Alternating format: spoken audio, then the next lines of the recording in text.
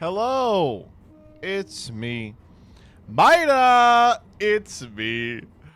And today we're talking about Blizzards of the Coast. Let's watch an old Myra video, actually, while we're just chilling.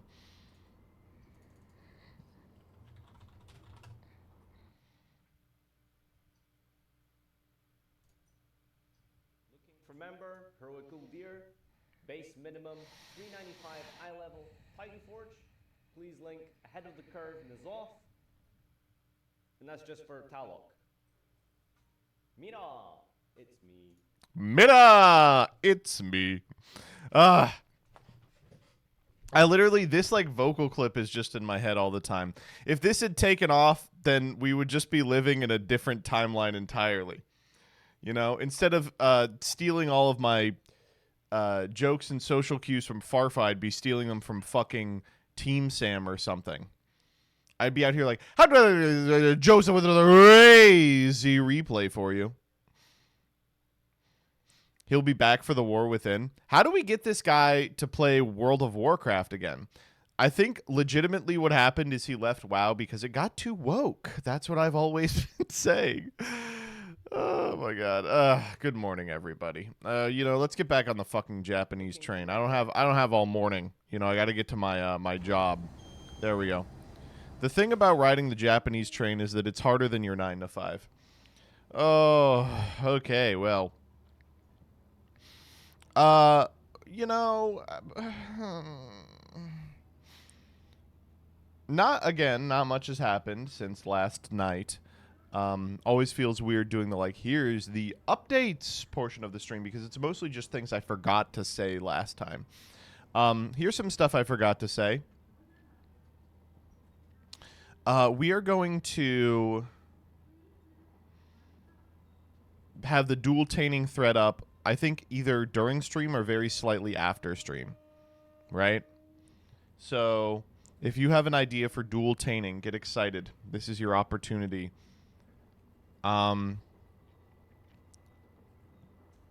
The update is we're also going to do Broke Boy. We will do Broke Boy when capitalism falls.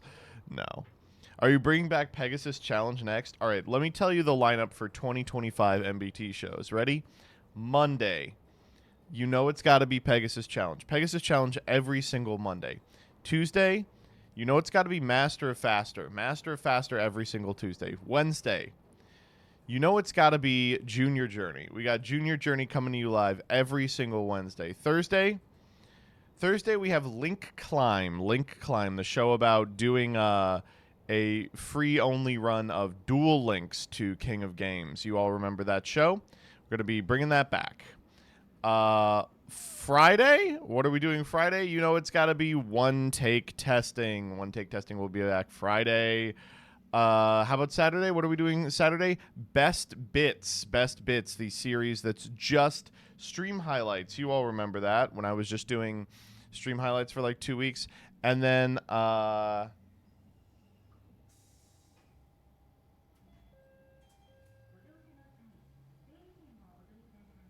Sunday is Daily Dose of Yu-Gi-Oh! That's correct.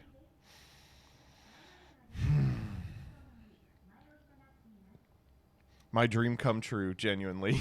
Yes, my dream come true. MBT's channel dies. For many people, that is their dream. For the haters, the losers, those who would pick the shark over the battery. I've been thinking about the shark and the battery. It's like one of Aesop's fables, right? Like it's like something you would tell a German child to get them to eat their vegetables. Oh, so you don't want to finish your dinner? Well, what if I told you the tale of the shark and the battery? Do you think Trump will reference the shark and the battery during the debate Thursday? I'm going to be completely honest with you. The only thing I care about with respect to the debate is Biden's position on the shark and the battery. Is he grabbing the battery or is he taking his chances with the shark? Speaking of you dying, when's the 24-hour stream? I want to get done with my exams before then. It's almost exam period in summer school. I have 1 week of classes. That's this week. And then the exams, which I can take anytime between now and like mid-July. But I think I probably want to get them knocked out like first week of July. So after that, I think I'm pretty open.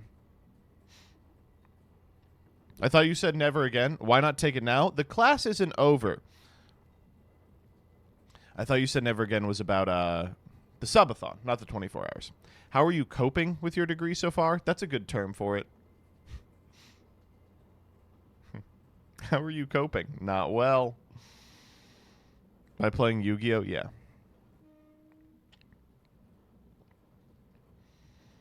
Ugh.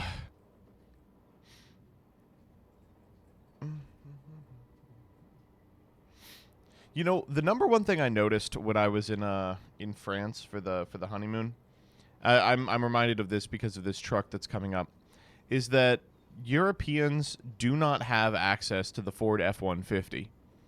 Like, there were 0 Ford F-150s anywhere on any of the streets. There were some SUVs. There were a lot of vans. The van has stopped existing in America. But there were no Ford F-150s. There was no Trucktober, no Super Duty, no Ram 990, you know, none of that shit. They were all driving what you see here, which is these little trucks. I think they're the phenomenon of importing Japanese trucks into America. They're like Kai trucks or something. But in Europe, they have basically a slightly larger version of that truck. It's got the same truck bed, and that's what they use to haul shit. It's crazy. Like this boxy, mostly bed truck. I don't understand. Do you think the anti-car movement is actually picking up support, or is it a purely online thing? Completely online. The thing about the anti-car movement is, like, I think that it is very easy to not know how to drive a car if you live in a big city with a robust public transportation system. So exactly New York and nowhere else. And those people do a lot of posting. I will say, though, that I know like 6 women. I'm gonna be a little sexist here. I know like 6 women who just don't know how to drive. Like, just don't have a license, have no interest in acquiring one. And like, what the fuck? How could that possibly be? I know like 1 guy who doesn't have his license, but I know like 6 or 7 women who were like, "Oh, I just never learned." It's like, what? How?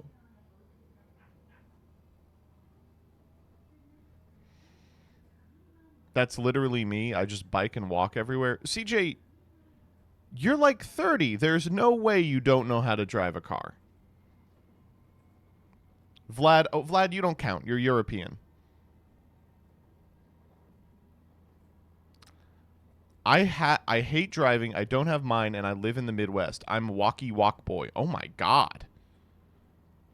Fatty Matty 1996. Terrible name. I imagine you have glutes the size of fucking tree trunks. How are you walking everywhere in the Midwest? You get up at like 4 a.m. to make the trek to Walmart? Wow.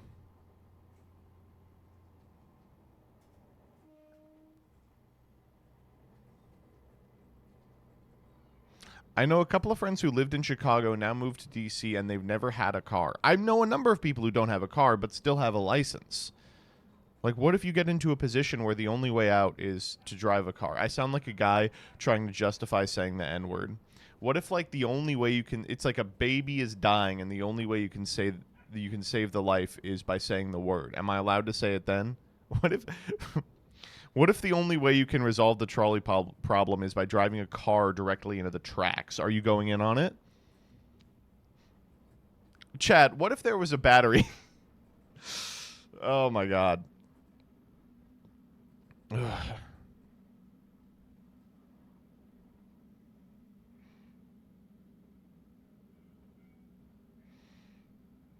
I think about that interaction almost every day, CG Alex. The would you suck every gorilla's dick to save one human? It's just so killer. It's unbeatable.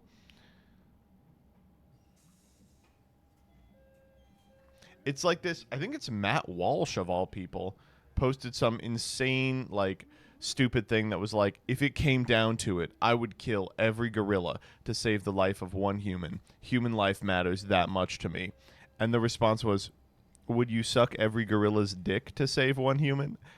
And I always wanted to know.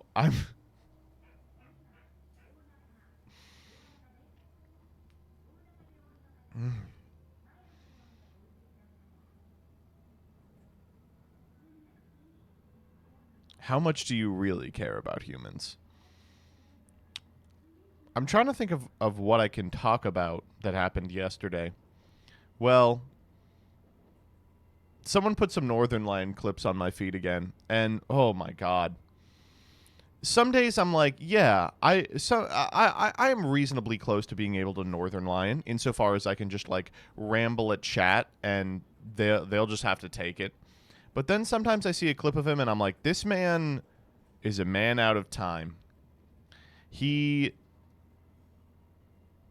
has been training in the hyperbolic yap chamber. He has a preparedness to just launch into weird esoteric bits that I will never be able to match even after hundreds of thousands of years online. It's shocking. The one where he's talking about you can't have the sweet without the sour. It's unbelievable. Yeah, that's the post I'm talking about, CJ. The thing that I think I'll have to do in terms of carving out a niche is someone will reference a post in chat and I'll be like, yeah, I've seen that.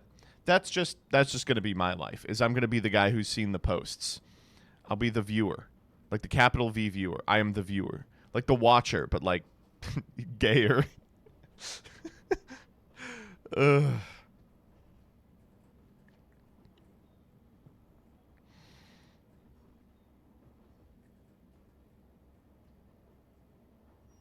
Get a Tumblr already? You people and Tumblr. There's not a damn thing worth looking at on Tumblr. What's that one guy on Tumblr whose picture is like some sort of wily magician going like that Siberian keeps sending me pictures of? It starts with a P. It's like proskerts. What is this person? Some of you people are on Tumblr. You have to know who I'm talking about here.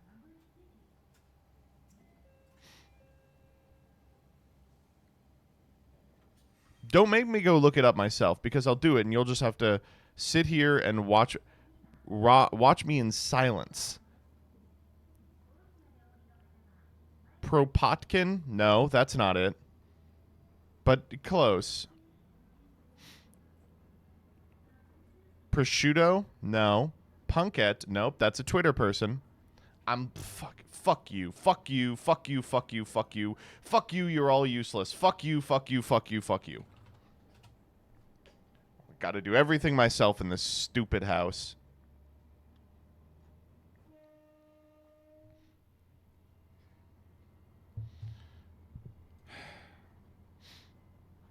Oh, and of course, it's not in my DMs with them. So I have to go into the server and I have to search Tumblr. From MBT.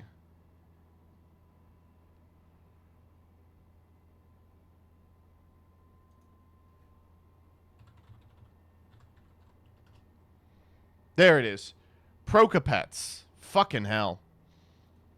Every single time I see a post on Tumblr that's widely circulated on another platform, it's from exactly that person. Or it's from a person who is pretending to be that person, or it's from someone reposting something that person has said. To my understanding, that's the only thing worth reading on the site, so as long as people feed me a drip of exactly the good posts from that poster, I don't need to be on the site at all.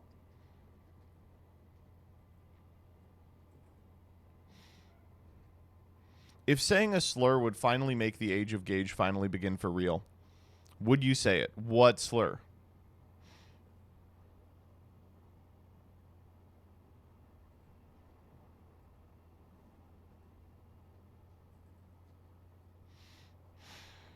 The worst one.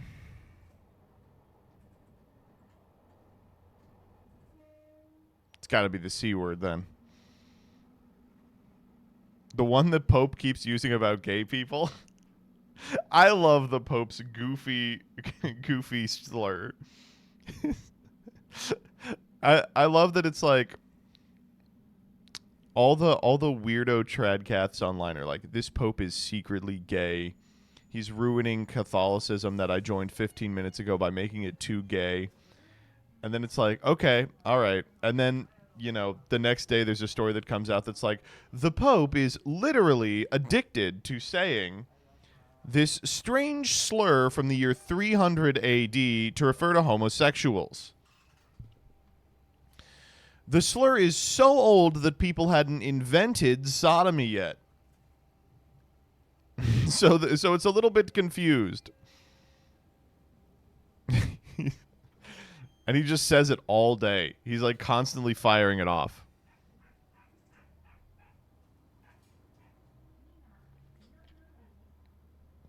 What word? It's very close to the F slur, but it's like Italian.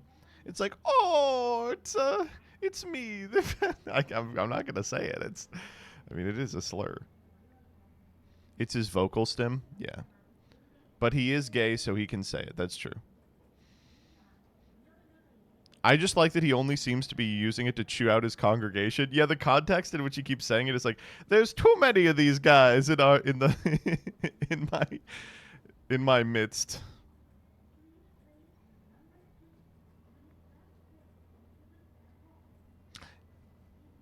Yeah, Min Shofi, you got it. I mean, I don't know how Twitch didn't catch that, though. They were like, yeah, you can type that. Why do you make the Pope sound like Mario? He sounds like Mario. What do you want me to say?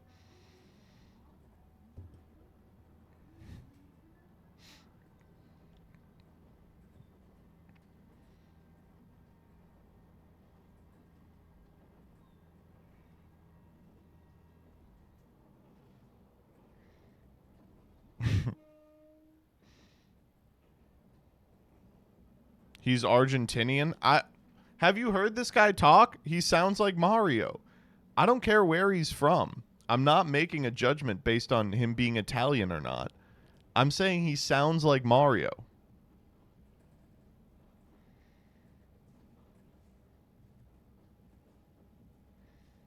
If I ever meet the Pope, the first thing I'm going to do is ask for the Mario impression. I'm going to ask for his copy of Undertale back. I'm going to be like, you clearly didn't play it if you're saying these terrible words.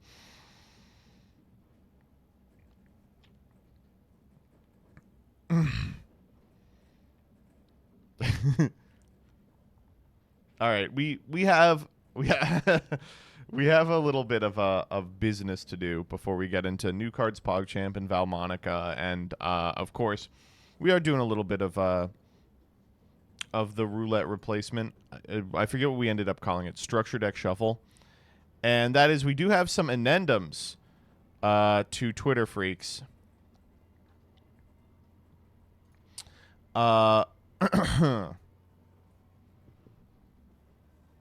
It's always fun getting addendums to Twitter freaks because it's like, what the fuck? You were exactly mad online on a Monday evening? Were you trying to stealth Friday this shit? Get around Twitter freaks? Dread it, run from it. This shit is coming just the same. All right, so this is the big one, and it's so good. This comes from @ShagbarkHick, who describes themselves in their bio as Adirondacker, boondock geographer, incorrigible vagabond. And they've done it in an alternative font. So they had to type it into one of those like font machines that makes your font different on twitter.com. So here's what we got. Here's my advice to all single American men who feel hopeless about ever finding a good woman to marry. Okay, first off, do we have any of those in chat? Do we have any good single American man who feels hopeless about ever finding a good woman to marry? Seeing a lot of no's. See? That's what I'm saying. Hikage cute. I love your response here. I'm not worried. It's just like, it'll happen. I agree. I literally agree. All right, here we go. Take a month or two in between jobs I like that the assumption here is like, you're probably getting fired all the time, you fucking loser. Take a month or two in between jobs and drive across the USA. Stop at every gas station and truck stop and eat every meal at diners during non-rush hours. By the way, they're going to love that. They're going to be like, oh, you're here at 4 p.m. and want service? Awesome. Let's rev up those fryers. Avoid cities. Stop primarily in poor rural areas out in the middle of nowhere. Side note, as a Midwesterner, maybe don't do this if you're black. You can do this if you're white.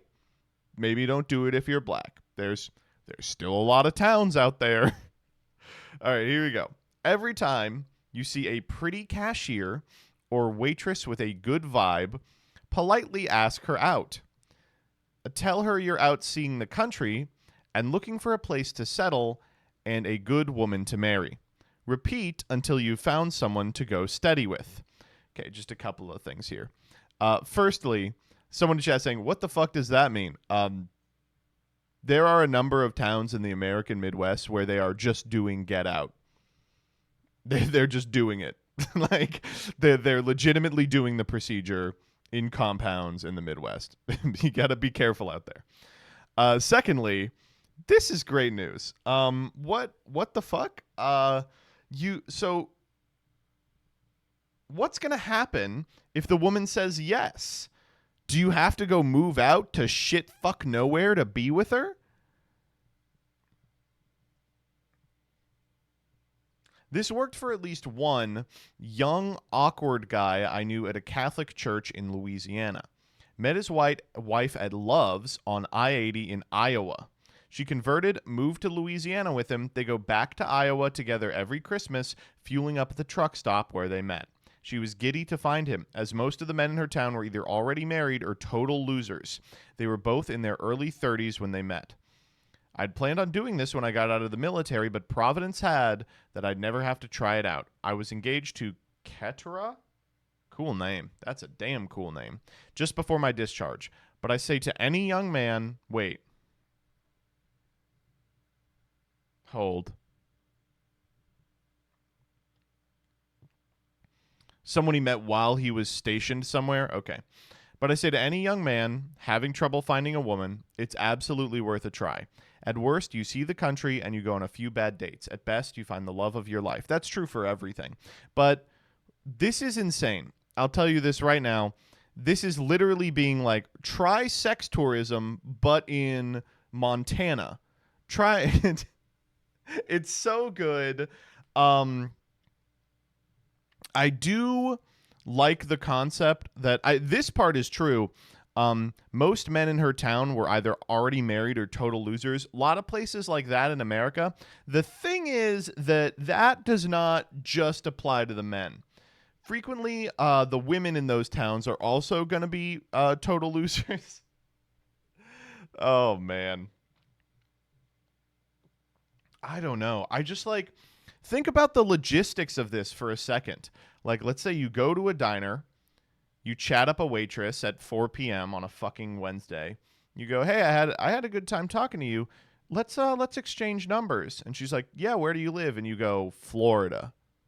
You know, I live in Philadelphia. I live in civilization. Ever heard of it? Like, what is she just going to immediately be like, wow, let me move back there with you? Or are you going to have to live out at least like a year in a town with exactly one diner and no people your age? I don't know, man. I grew up in a town like that, and there's not a lot going on. You try and leave with you can. Yes, I think a lot of people mythologize the Midwest, where they're like, oh, you know, the Midwest, these like rural towns are like full of sparks of creativity just waiting to be discovered. It's like, you don't have to mythologize this shit. Like, people move based on where they want to be all the time. And unfortunately, a lot of these towns are just like truck stops, kept alive by the fact that they are in a good geographical area for refueling.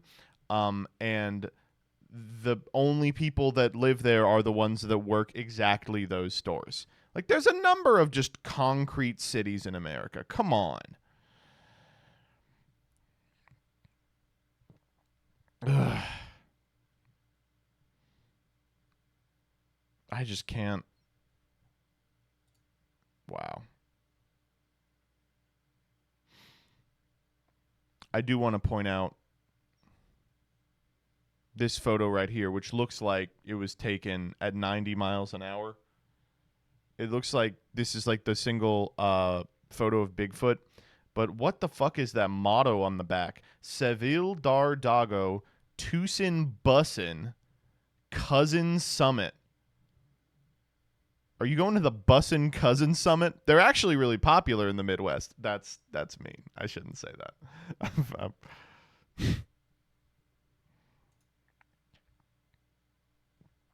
Ugh.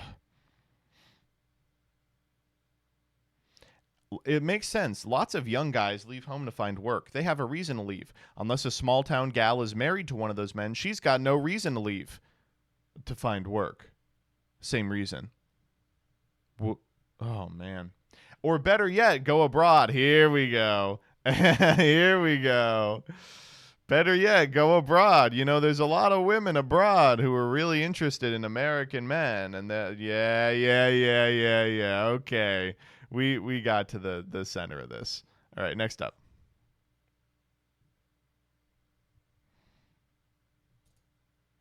Seeing a decent amount of pickleball is racist discourse. And it sounds like a fun thing to believe, so I now believe that. This is me. This is how I come to all of my opinions. I go, ooh, that sounds fun. I wholeheartedly believe this now. Next up. Okay, so this one, I'm sorry, is... Many of you may throw some Haas at me here, but it is unfortunately 100% correct. Pal World is rolling out their like, oh, this is the Pokemon you want to fuck. Oh, this is the fucking sexy Pokemon. The Pal World horny bait designs are so bad. There was not a furry on the dev team, and it shows. It does nothing for me. I'm sorry. This is not Gardevoir. This is not low punny. It's just, no. And it's not that it has like a salamander's head. There's that one salamander that everyone wants to fuck too. It just, why is there like a heart on its pussy? Why'd they give it like long human hair? They tried to give it like the illusion of boobies, and of course it's pink. Why's it got eyeshadow? Why's it got mascara? What's going on here? They drew wings on this fucker. What's going on? Let her slay. I'm sorry. This Pokemon is not, it's not slaying. This is, no. Its Dex entry is number 69. Hilarious. Do we have the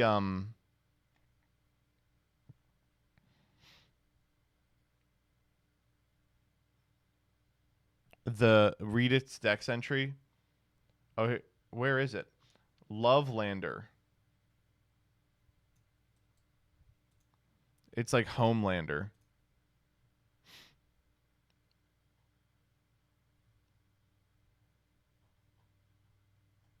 What Pokedex entry. Seeking a knight of love, it is always chasing someone around. At first, it only showed interest in other pals, but in recent years, even here... No. No sauce. Absolute sauceless game. Next up. Twitter users do not know any actual alcoholics. They know people who might have 3 to 4 drinks every night during the week and get drunk every Friday or Saturday.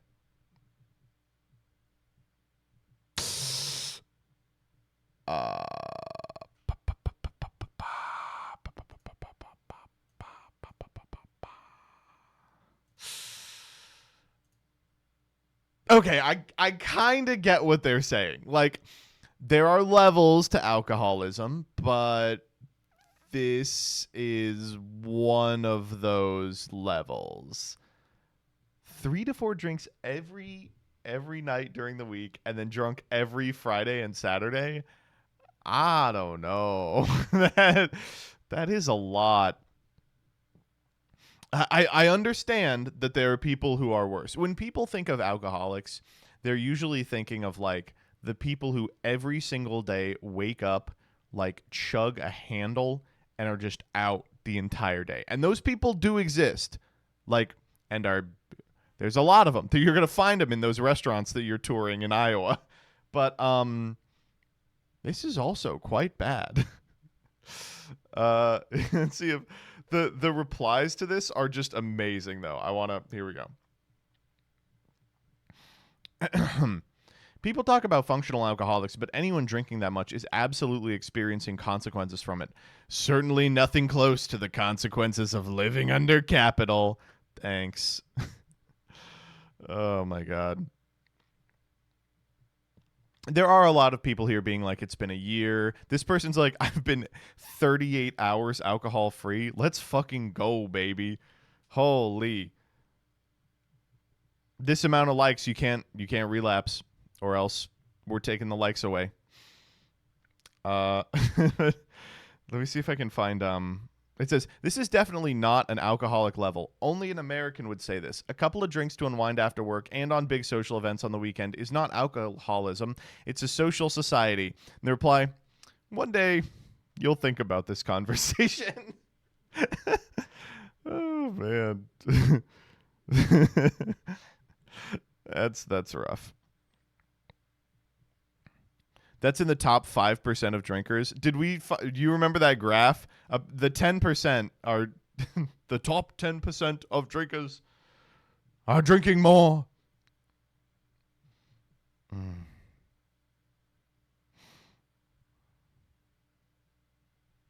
Oh, did we get podcast rated? Ba-ba-ba-da. Hello, everybody, and welcome to the Yu-Gi-Oh! Stream. Here on Heart of the Cast 2, we love Yu-Gi-Oh! Thanks for the raid, Josh. All right. Well, now that the Joshites are here, I guess it's time to start talking about Yu-Gi-Oh!, right? So here's what we're doing today. We're gonna do new cards, and then we're gonna play Valmonica. Because you all told me Valmonica was good. I was enjoying Freaks. Those are all the Freaks that we had. First, we need to do dailies. Correct, we do. Connections. Okay, time for connections. The formula! Give me the secret formula, the recipe. The secret formula. The unknown. Oh my God, it's the unknown. All right, how the fuck do we want to do this? Recipe, dish. Nope. Fork, knife, dish. Fuck, that was so close. I was like, that easy? All right. Let's see. Spill, tell, talk, split. I really don't like that. Dish. I got it. Bada bing. What else do we have? Fork. Oh, fork, part, branch, split. Yep. Okay. Blue, purple. We hate being blue, purple. All right. Top knot. What the fuck is top knot doing in there? Formula, recipe. It's like an unknown secret formula recipe. Try this. No. Could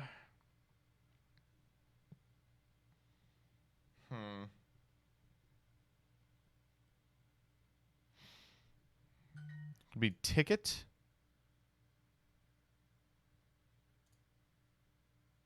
Yeah.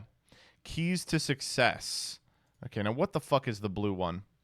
Silent K. Fuck off. I hate the fucking... I hate those. That's right. The word didn't matter at all. It was some stupid thing about the actual word proper. It had nothing to do with its meaning. Grammar ones suck. True. Well, I got the purple there. completely by accident. I was not thinking about like here's the success. I can't think inside the box, Joseph. Just checking around to make sure I don't fit in. All right, let's do the new cards. Are there any new cards? I think there are. There's like Primordials or something. The new Primordials.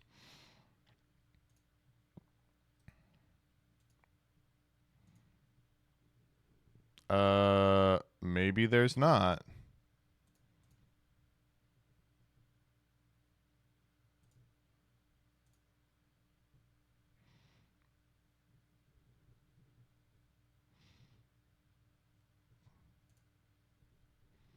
What the fuck?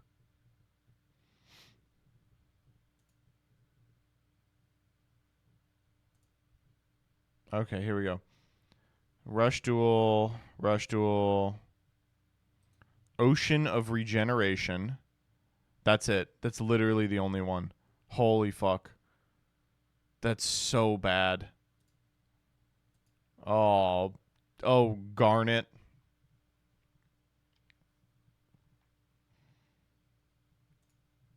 We have the Tournament Pack 2024. New Vanilla. Okay, that's something. I hate that Yu-Gi-Oh does this. Sometimes they just say don't give Joseph any fucking money. Reference the 2010 event. Yeah, sure. That's in here. Yeah, we'll do that. All right, ready? New cards, PogChamp. New card, PogChamp. All right, so first up, we have to talk about the Hypeland Yu-Gi-Oh hats. Hats with these little Yu-Gi-Oh guys on them. What the heck? I wish there was another place I could get these. Some sort of cheaper hat than the $62 ones. Wait, hold up. They're fitted hats, which are each on a hat for an MLB team. The Braves, the Sox, the Astros, the Dodgers, the Yanks, the Phillies, the Padres, and the Giants. Wow. Okay, what did the Yankees get? Does anyone know? They're just selling them at cost. $62 is just how much it costs to make a cap. That's why Pyramid is going out of business, is because you all bought their shit and it's too expensive. Where's the crossover here? Oh wait, they're all available on all of them.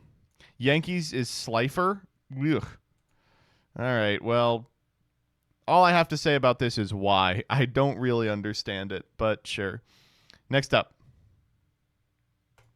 Okay, so we've been playing the Tryout Duel Time Travel 2010 a little on stream, and it's nice. Any opportunity to play anything other than exactly constructed advanced is fun.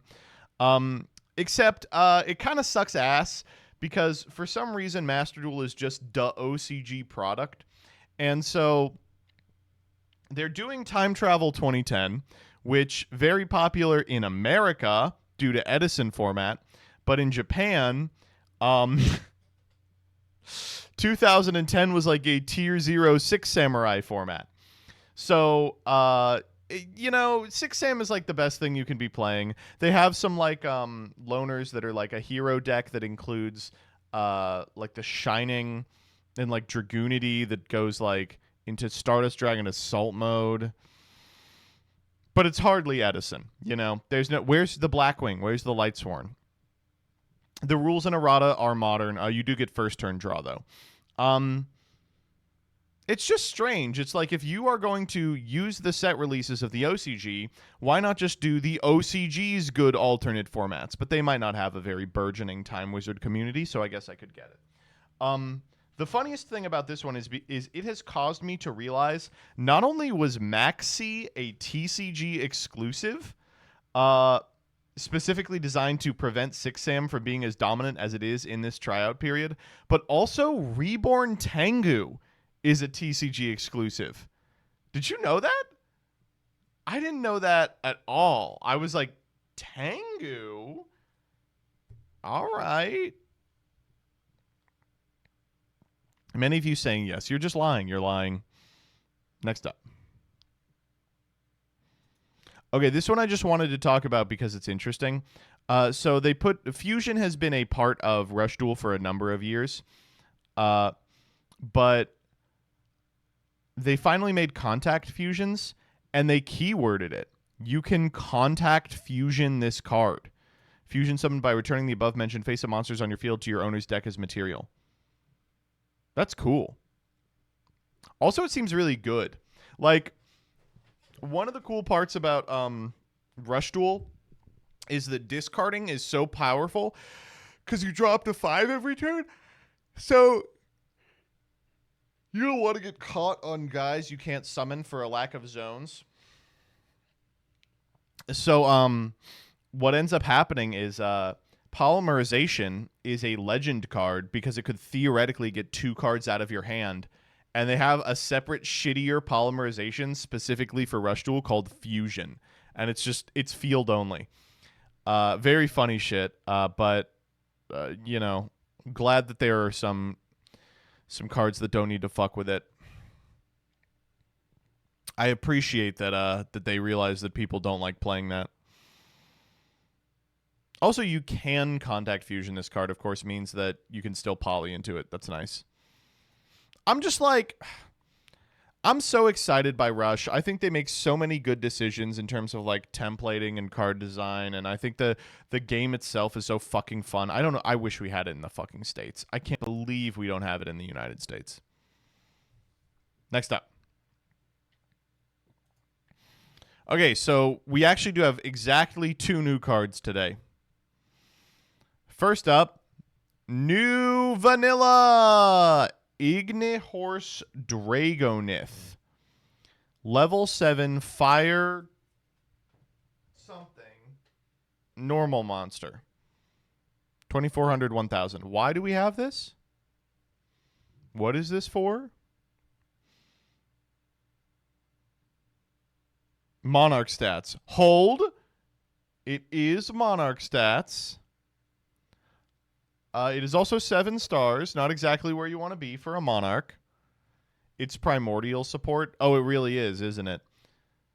That's so funny that they were like, oh, this archetype summons normal monsters, and we're printing a new normal monster for them. It's for Trinity. It is. Very true. Yikes. Should be 28 1,000. The 28 1,000s are usually 8 stars. Just look at Metaphys Armed Dragon.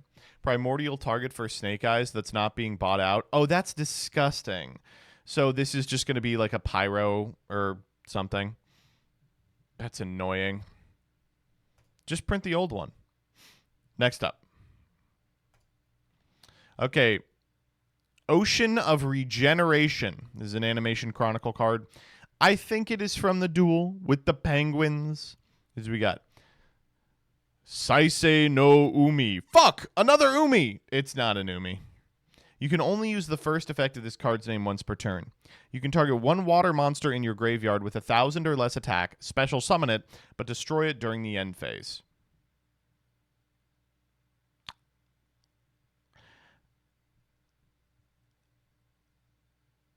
It's alright. So here's the thing. It's like Monster Reborn every turn, but it's really bad. And also, Water has like 4 Monster Reborns. Like, don't they have like Whitefish Salvage is like this? White Mirror is like this. They have like 9 Reborns with upside. It's Kashtira Birth. It is Kashtira Birth, actually, in exactly one way. Least needed card of all time. Well, no, it is needed because it was played in the anime, and so they have to print it. Everything that ever appeared in the anime and everyone touched has to have both a print in the TCG and an archetype designed around it.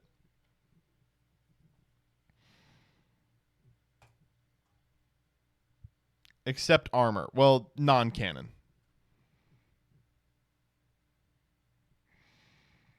We're getting Judgment Arrows.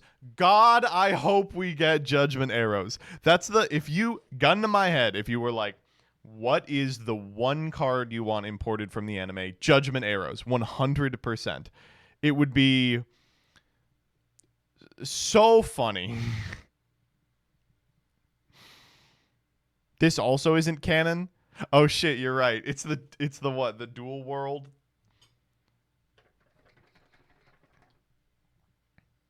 What's Judgment Arrows? Okay, I'll show you. Judgment Arrows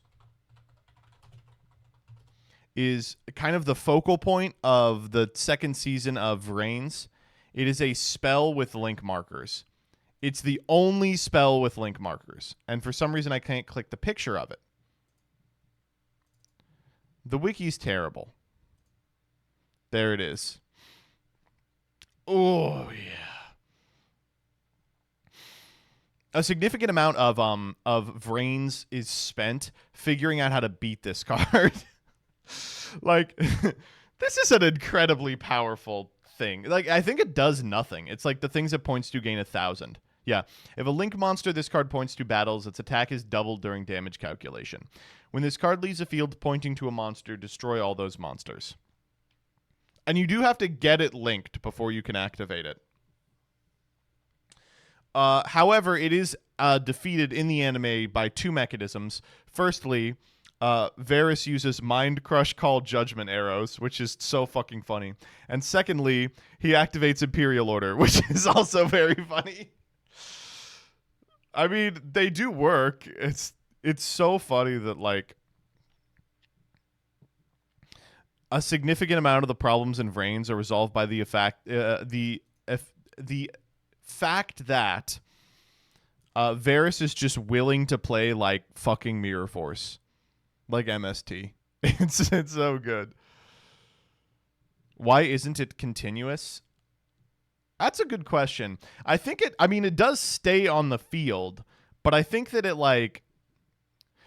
it's a link spell. It's not a real thing that exists.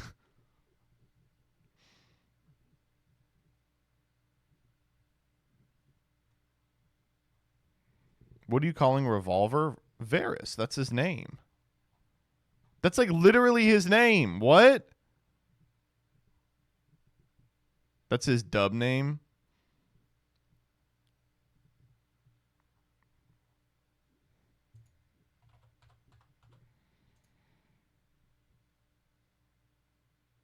Oh. I thought Varys was his real name and Revolver was his gamer name. But no, you're right. They changed him from Revolver. That's funny.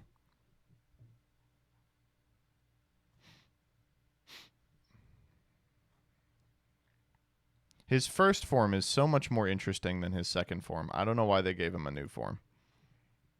Well, that's new cards, I guess.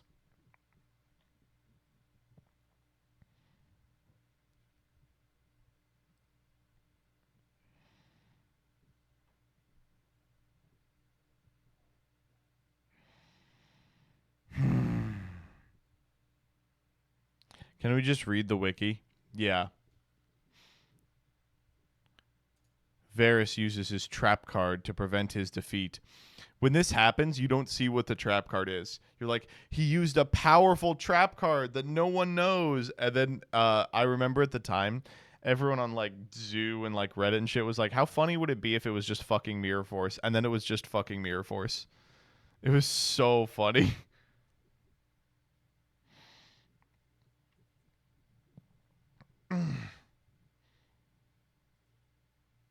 I will say, more than any other series of Yu-Gi-Oh, they do a good job in VRAINS of making you know that Varys is good at Yu-Gi-Oh. Like, you just watch him play and you're like, oh, he knows what he's doing. He knows what he's actually insanely good.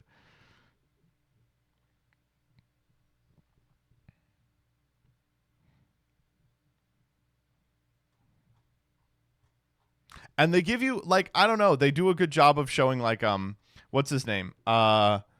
Spectre, the plant guy. He makes so the big thing that Varys does in season 1 is he makes the extra link in the final duel. And he makes it with 4 fucking Borals. And it is like a pretty formidable setup.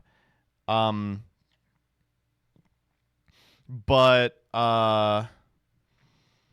in season 3 or in season 2, Spectre makes the extra link against Lightning, but also links the 2 zones on either side.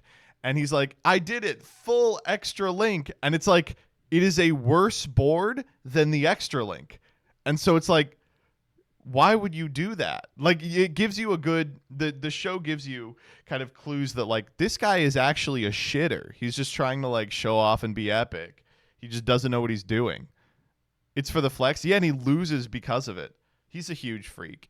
I like that they're all freaks.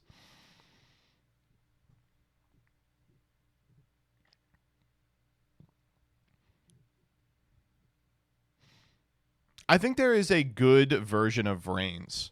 Like, there's a VRAINS that's actually good and makes sense and is like half as long as VRAINS. Like, you shave out all the filler, you shave out the recaps, you shave out almost the entirety of season 3. Ugh. Why is VRAINS bad? Oh, here we go. So, VRAINS was clearly written like week to week. They didn't have like a long-term concept of what they wanted to do. Or maybe they did and it changed like a million times. So the people who were running the show changed like at least once. And as a result, there's all these like threads that they start in the early episodes that just never get picked up. By the end of the show, it's clear they're just out of money. Like, the 3rd season is like half as long as the remainder. And every aspect of it drastically decreases in quality. Like, the animation gets really bad, the sound design gets really bad, and because it's half as long, they have to just be like, I's evil now. Why? I don't know.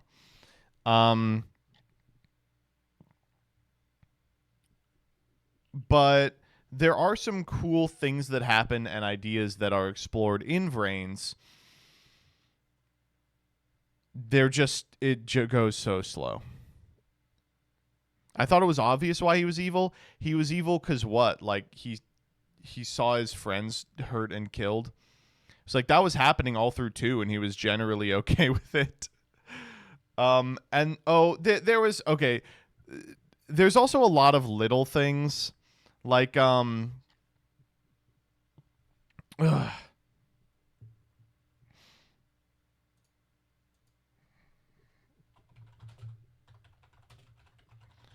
the first few episodes of VRAINS, let me see if I can find it.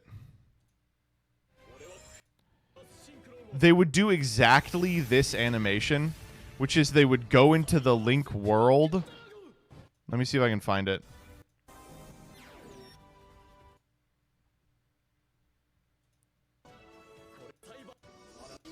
God, I'm not finding any of them because no one watched the early episodes. This is a trailer. But yeah, I'm not going to be able to find it. Maybe this? Oh, this looks like it might be it. Yes! Okay, so every time they would perform a Link summon, they would do exactly this animation. They would go into a miasma world. Oh, damn, it didn't work. And they would stand above it like this. They'd go like... And they'd watch the monster go to the Link arrow, and then the character would, like, punch through the Link hole, and then the Link monster would come out. And then this process took, like, 30 seconds, right? Except the problem is... Playmaker is playing a Link spam deck. He's playing fucking Code Talker. So there's one episode, like in the middle of season 1, where he Link summons, no joke, like 7 times in a row, and they just play the fucking animation like back to back to back to back to back. It takes like 4.5 minutes of him just going, oh, oh, oh, and it's just over and over again. And then like people were talking about like this looks like shit, and everyone was like, oh yeah, well it's a cost saving measure, and it's like, yeah, I mean, but it looks bad. Like, oh my god. Oh, GCD found it. And now, I will create my circuit. Okay, here it is. I link summon. Link 2, code talk. Wait, is this the dub? They actually do a pretty good job here. Ultimate circuit. Here it is. This is how they used to do it. Yup. And then it goes in the sky, and you gotta fly up into it. Yeah, this is it. And now we're in the Link world. Yeah. Now we look at the Link. Monsters. I said Stack Reviver, Cyber's Wizard, And then we name the monsters. Link arrows. And now they go into the arrows. Link the circuit. And now get in the hole. Link summon. Link 3, And here comes the guy. Talker. Yes.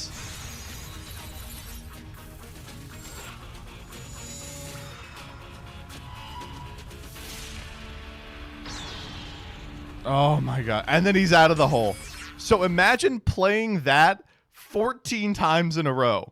That was that episode. I'm so glad streaming first stuff has started to come out so you don't get padding to hit 22 minutes. I have no idea what that means. Oh. Oh, I see what you mean. Yes. You're so glad that shows premiere on streaming so they don't feel they have to fit the 21-minute time frame. I get it. Go. And we're doing it again. And we're going back in the hole. Get back in the fucking hole. Let's go. And we're back in the Link world. Okay. Let's name them. At least 2 Cybers types. It's the exact same animation. Get him up there. Get that hand up there. Not just Playmaker does this, everyone does. That is correct. Literally every person who performs a Link summon until they stop doing this does exactly this. Here we go. This is the guy. He's out. Yep. Show me the animation. And now get out of the miasma. Get out the hole. Yeah! Okay, but wait, what if we summon another monster? Because now I Oh yeah! Let's go. Let's get in the hole. It's time to get in the hole, baby. Arrows authorized. The summoning conditions require at least 2 Okay, Cybers. so this is the period when people started complaining. So what you're seeing here is all the code talkers. He would do this for every monster. So like climbing required doing this like 4 times back to back. But at some point, people started being like, this fucking sucks. So this is the edited version, what you're watching. This was their compromise. Was instead of him standing over and saying, here's the monsters, he just says it out while it's in front of him. Monsters. Therefore, I set Link 2, Underclock Taker, and Balancer Lord in the Link Arrow. See, it's less annoying for sure, but it's functionally the same thing. And we do have to play this animation because we made that at the start of the series. X-Code Talker.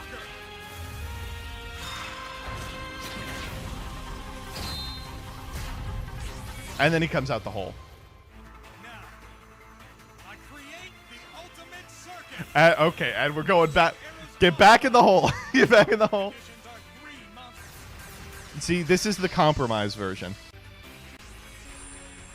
Get ready, Varys. The summoning conditions require at least 2 ragged Link summon. I set Link 3. Oh, man. Let's see if I can find him summoning Link Spider.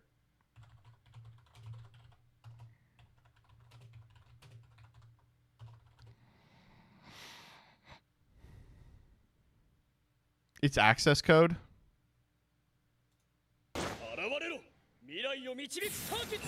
This is okay. This is the literal last thing he does. You're up, Playmaker. What the fuck? That's what I sounds like in the TV show?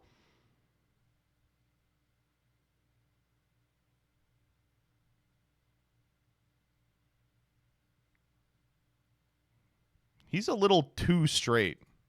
The fate of mankind rests in the palm of your hands. Okay, so here's the thing. He's like fruity, but like I need him to be like a little bit of a weird gremlin, right? This next card will determine everything. Why does Playmaker dub voice actor sound so yaoi? Asks Vlad. You know why. Before you do a thing, I activate my trap card, IQ. This trap should slow you down, because when this card is in play, we're both only allowed to link summon once per turn. I'm only able to summon one Link monster? I mean, I'd prefer it if it was 0, but I'm a nice guy. Just thank me later. If you're See, like, going to limit my options, then I have no choice but to find new ones. When I have no monsters on my field, I Firewall Dragon Dark Fluid! Here I go. here it is. If I'm only allowed to link summon once, Let's do it. then I'll make sure to make the most of it by creating the ultimate circuit. The summoning conditions require at least 2 effect monsters. I hate that they make them say that. Link the circuit.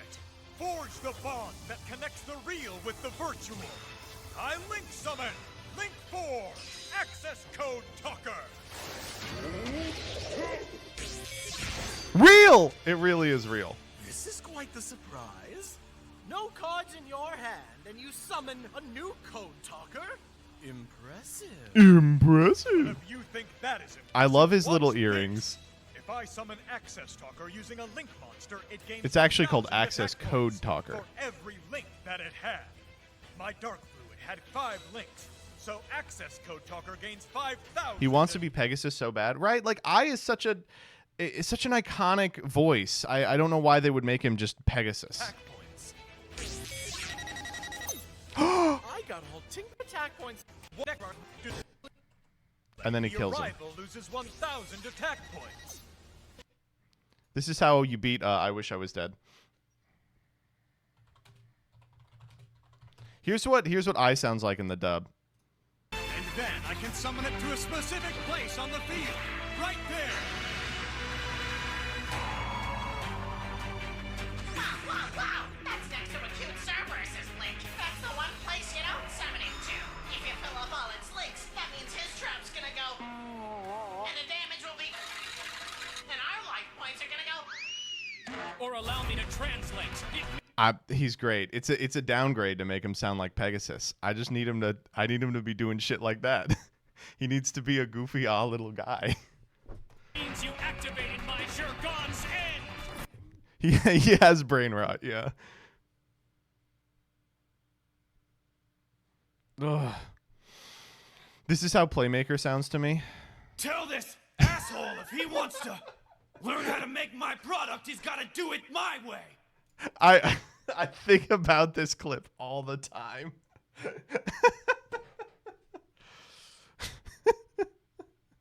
right way. I speak English. So you understand what asshole means. Now, It's so good. You found Link Spider. Let's go. Okay, Yes, play the animation for Link Spider. I gotta get in the hole real quick.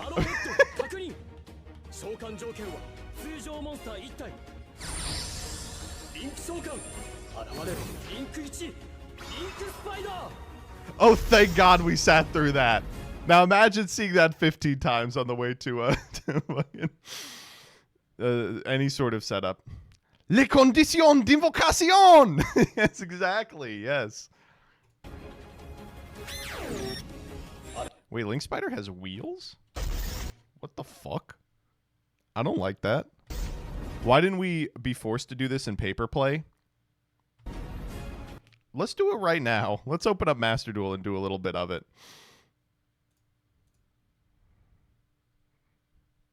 He's the base of a gamer chair? True. Very true. Can you do the snake eye combo before timing out? Let's try exactly that. And we have to here, hold up. VRAINS BGM.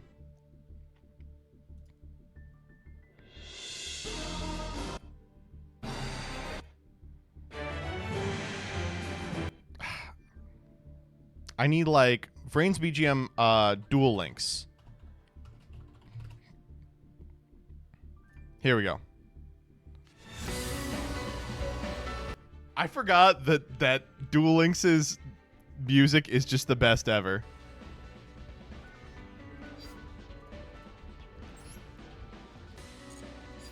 Yeah, okay, here we go. This is okay, here we go. We're gonna make it happen. FK Snakes, yeah. Okay, here we go. Yeah, well, I'll turn it up a little louder. That's maybe a little too loud.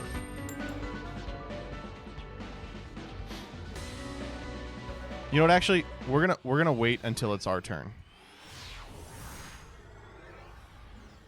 Turn on summon animations. Correct. Correct.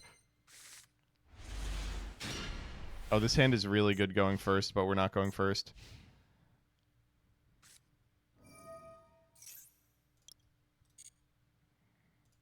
Oh.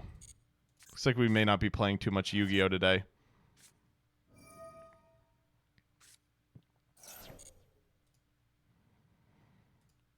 I think I might as well stop the trade-in.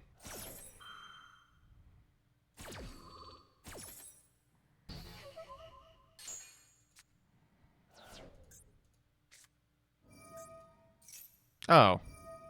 That's fine. Come on. You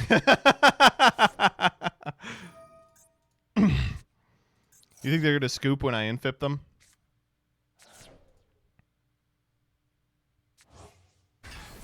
Yep.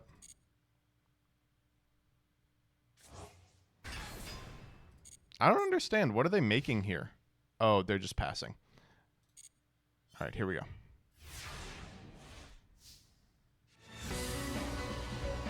My turn! I draw! Perfect. I'll begin by setting the flames that will burn your asshole off. Bonfire! From my deck to my hand, I add Snake Eye Ash. Snake Eye Ash.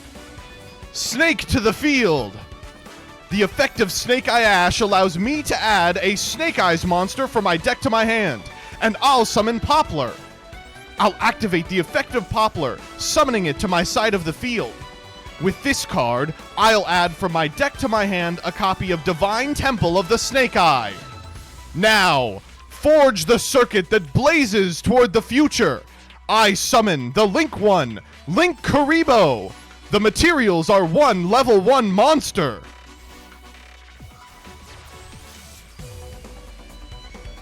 This triggers the effect of my Snake Eyes Poplar. I'll target Snake Eyes Poplar and put it in my back row. Next, I'll activate Divine Temple of the Snake Eye. This card allows me to set one Snake Eye monster from my deck. I'll choose Snake Eye Oak. Next, I activate Snake Eye Ash, sending Snake Eye Oak to the graveyard to summon the mighty Snake Eyes Flamberge Dragon. Huh, I may have fucked this combo up already. I'll activate the effect of Snake Eyes Flamberge Dragon to move Imseti, Glory of the Horus, to the back row. Next, I'll perform a Link Summon. Set the arrows. The materials are 2 monsters, including a fire monster. I summon Hita, Fire Charmer Ablaze! My Flamberge Dragon's effect triggers. From the graveyard, I can summon both my Snake Eye Oak and my Snake Eye Ash.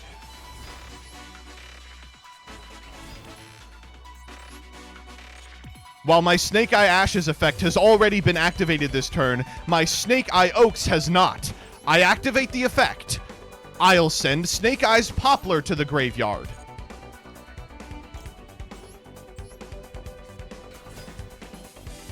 Now that my Oak's in graveyard, I'll once again form the Link Circuit. Appear, the hole that will stretch the future to my demands.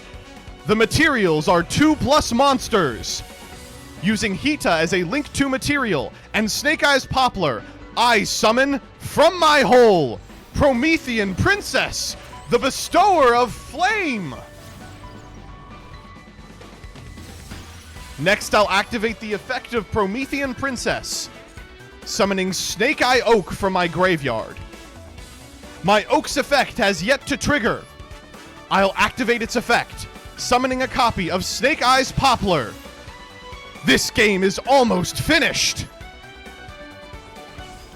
Next, I'll stretch my hole to its breaking point. The materials are 2+ fire effect monsters. I set the Link Arrows, the 3-link Promethean Princess Bestower of Flame, and the Snake Eyes Poplar. For Salamangreat, Raging Phoenix. My soul burns with the strength of my friends. Horus Duelist, I hope you can say the same. Now, my Raging Phoenix will be sent to the graveyard for one final Link summon. From my extra deck, I call upon my most powerful Link 4. The Link materials are 1+ effect monsters. Flood the field! World Sea Dragon Zealantis! I activate the effect of my Zealantis.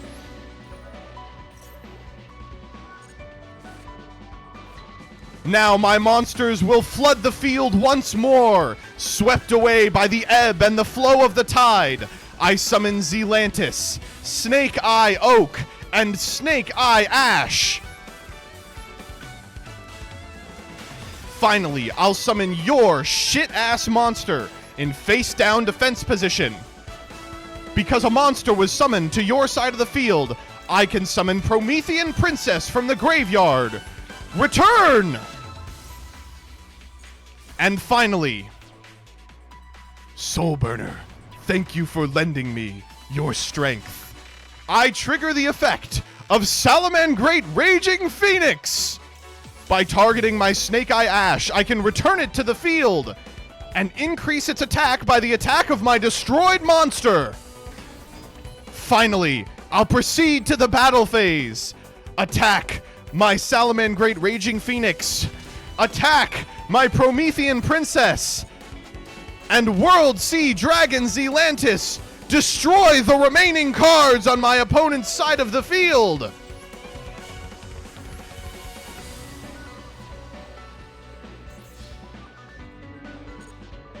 Zealantis, strike!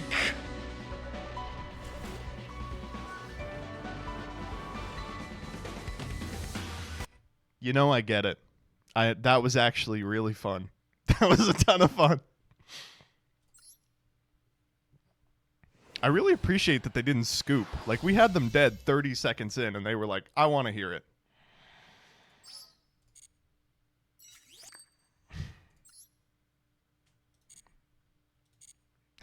First ever fun Snake Eye turn? True. All right, okay, let's build Valmonica.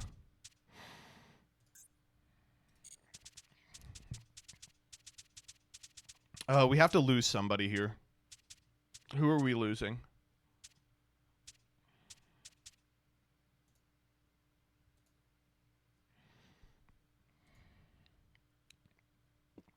Bathmech? Come on. No. We can probably lose, like, the Reaper deck. I think the Reaper deck is not important. Oh, before I move on, I want to show you all the DM I got last night. So I'm going to bed. It's like 2 in the morning. And I get this DM. For those of you who watched Twitter Freaks last night, you may be familiar with this one. Here's the DM. I think you're really cool and cute, and I really fuck with your big glasses, for real, for real. And then there is a sound clip. What do you think that sound clip is? What? All right, ready? Here we go. Ready? 2 in the morning. 2 in the morning, I get this. I go, great. Wonderful. Oh, my God. My viewers, they truly are pioneers in the science of annoying me. It's unbelievable. Okay, all right. New sub notification. If I ever figure out how to do the sub sounds again, for sure. Let's build Valmonica.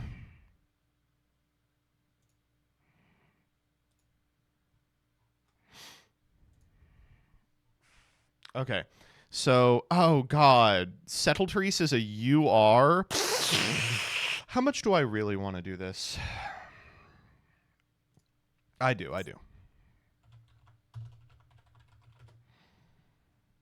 Oh, I have some of this already. I didn't realize. Okay. Let's craft an Angelo. There's no pack.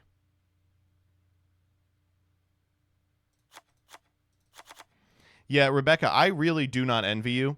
Rebecca has to put together 10-minute testing, and I had to do it like for the first time in a long time a little bit ago, and I realized no one in my fucking server plays Yu-Gi-Oh. I'm like, hey, I'd like a match versus meta, please. And they're like, is Ancient Gear meta? No, it isn't.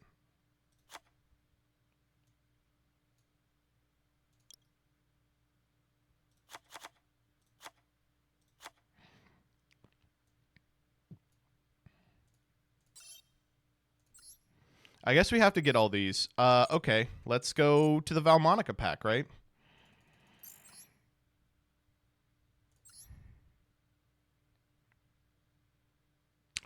I didn't know Zark was in here. Wow, wait, fuck Valmonica. Can we play Zark? We don't have Melodious yet.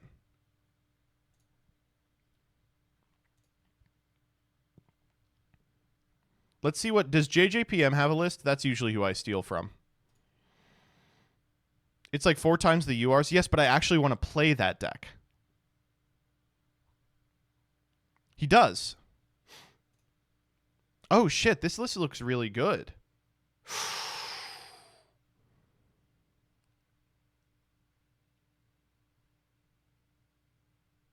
Yeah, I'm sorry, Chad. I'm going to play Zark. I have to. It's so cool.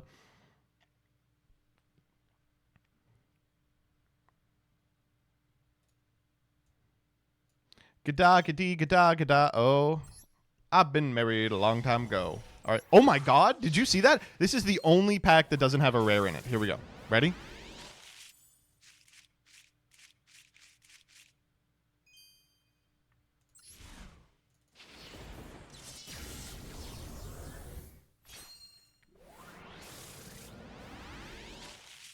Da. Zark.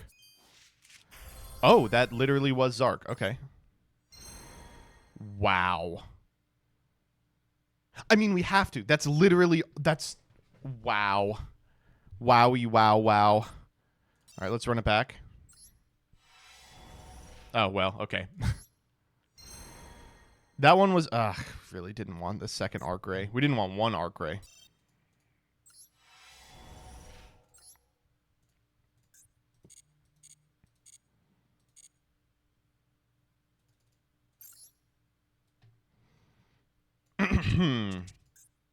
All right, sorry, Valmonica. I'm playing a good deck today.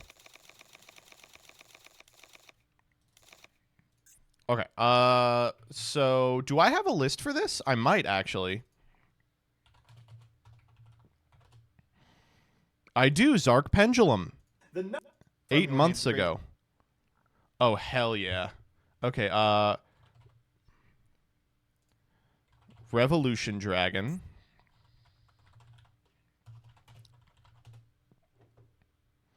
Fuck. Odd Eyes. Fuck. Supreme King. Fuck. Oh, no. Okay, Dark Worm is at least a rare. Where's Lightworm?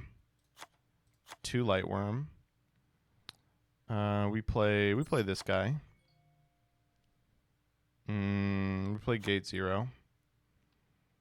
We play Pendy Sork.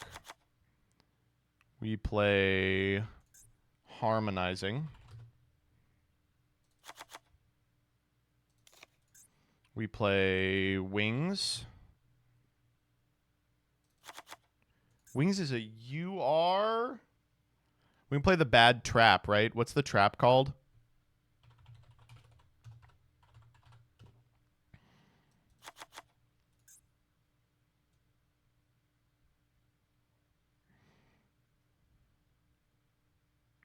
I actually don't think we play I don't think we play monkey board. Why would we?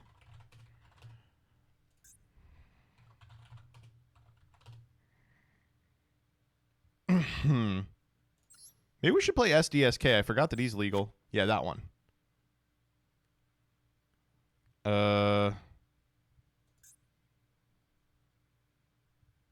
Free scale, free dude. He's not a free scale.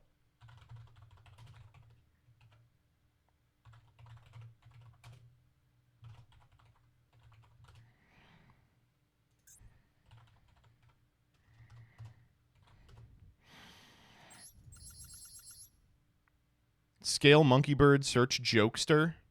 Who's jokester? This guy? Then what do you get? Work with me. Supreme King Gate Magician? Monkey is at 3, yes.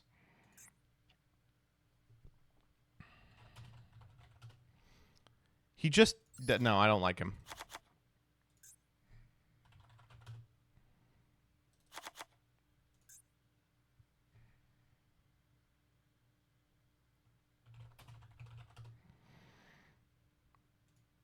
Ash Blossom, Infip, Maxi. What, Valor? Let's do one Valor, one Nibiru. And then,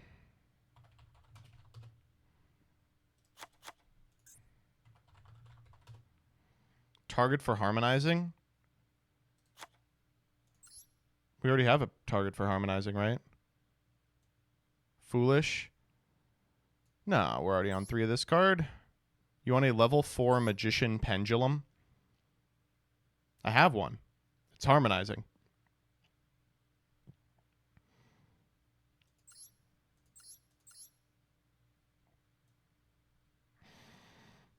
Yeah, we'll play one perp. We can cut Dragon Shrine. We have a lot of it. Wow, this is 1, 2, 3, 4, 5, 6, 7 URs. That's unbelievable. Right? Am I crazy? All right, let's see what else we're playing. What's that stupid fusion? Greedy Venom or something? No, that's not it. It's one of the Venoms. Starving. Predapower. I think it's Predapower. This guy, yeah. Fuck! He's a UR! Vortex is a rare. Absolute is a rare. Baron is a rare. I don't know. Savage, Crystal Wing, Clear Wing. What's the stupid Xyz guy that we play? Where is he? This one is a fucking UR. It's a fucking UR. Apo. Beyond. Exceed.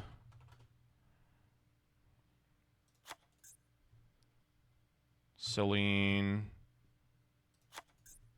Electromite.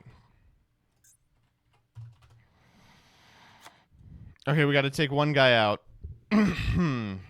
Probably this guy? No. God, we need all these cards.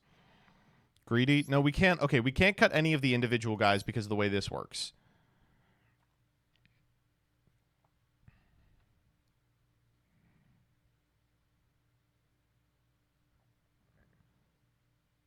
You can summon the cheap ones. What are the cheap ones? Legitimately, the cut is Arcray, by the way. You have 2 Synchro Dragons. Yeah, we're using 1 as the send for Supreme King Gate Magician. Keep up, chat.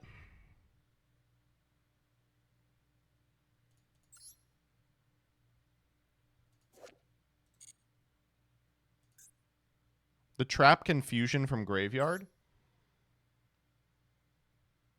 What the fuck? Why? It...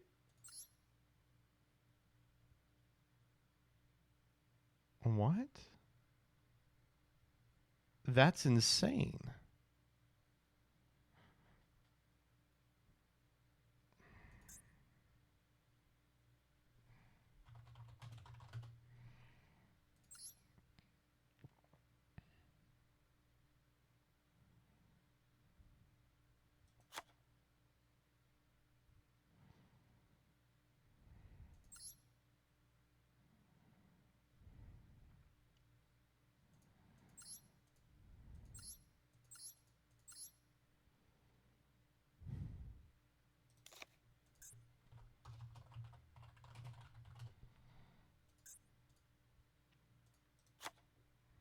Does this count? No, it's not a fusion dragon, right?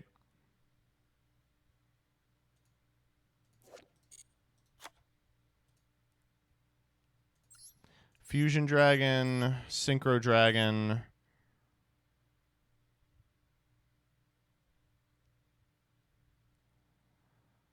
Xyz dragon.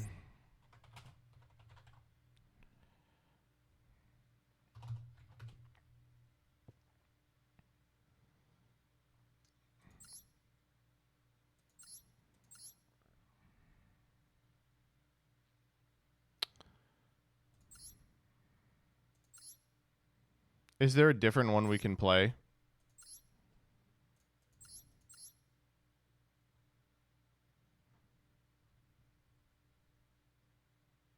Click related on the trap.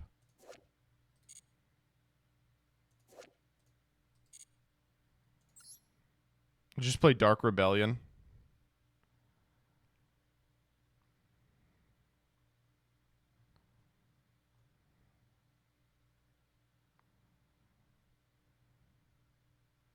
He's also a UR.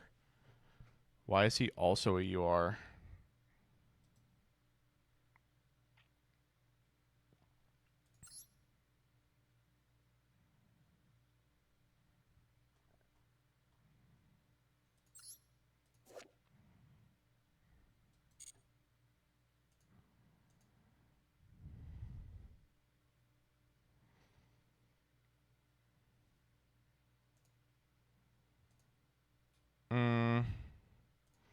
All right, and so Synchro, Fusion, Link.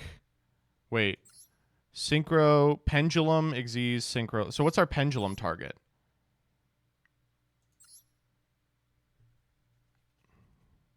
We just have to find it? Fuck. All right. The vanilla? Okay.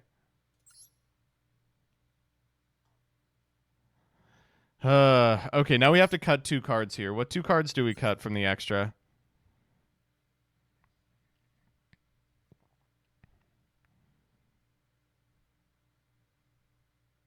Celine and Clearwing.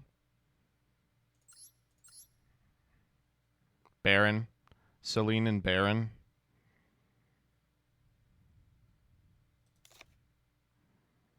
Boral. I could see Boral.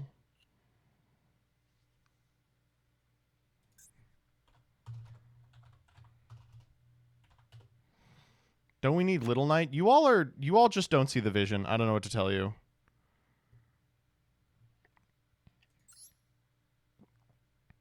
You can't make Crystal, so cut it. We can make Crystal. Normal Veiler.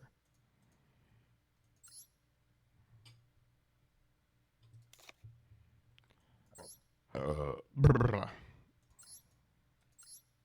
don't want to cut Arcray.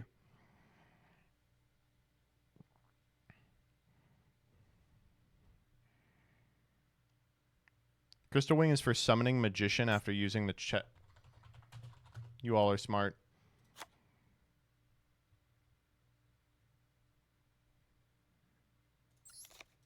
There you go. Those are my cuts.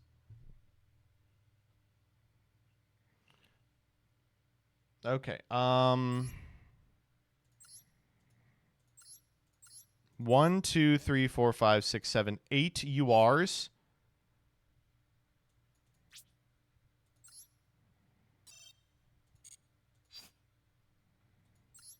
All right, let's try it out.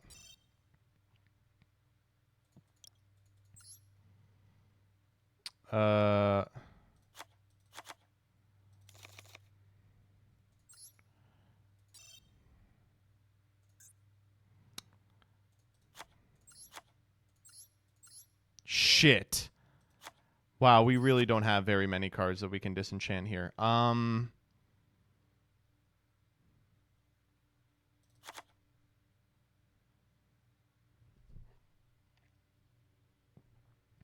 Wow.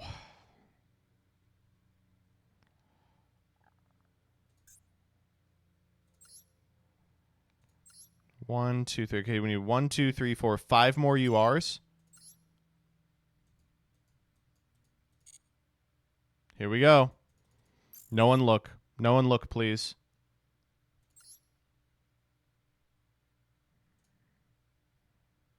Let's go gambling.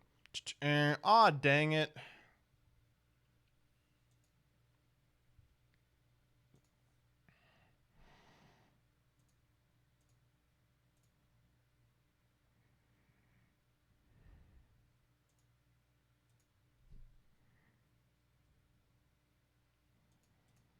You make Borreload every time for your standard combo. Arcray barely comes up, so you can probably... Can you shut the fuck up? I'm not cutting Arcray. I will put Borreload back in. But you all have to think of another thing that we can take out.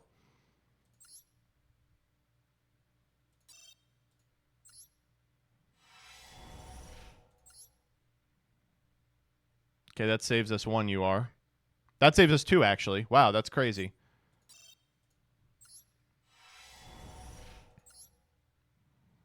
That's probably enough.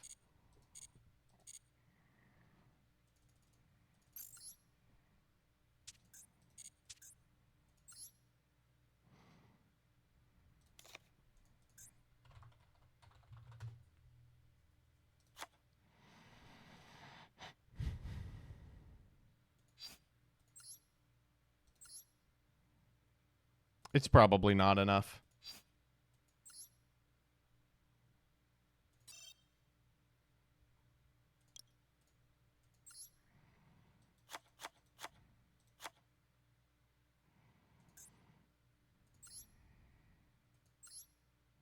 Supreme King Dragon, Dark Rebellion.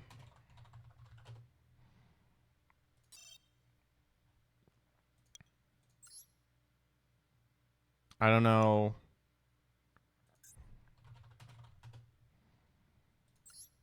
This is not an Xyz Dragon.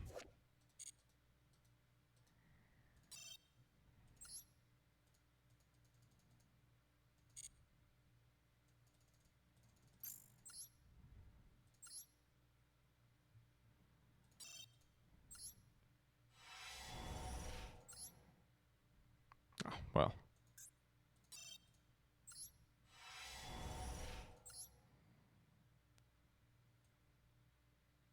That's got to be enough, right?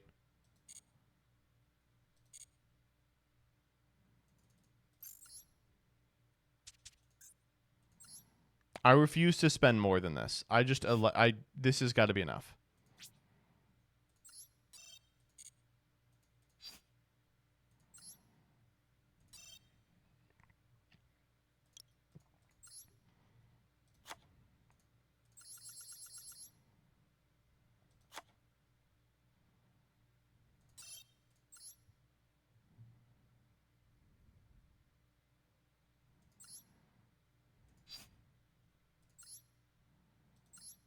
I still need to dismantle 7.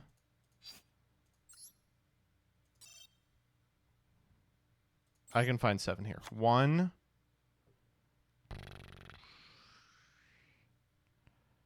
2, 3,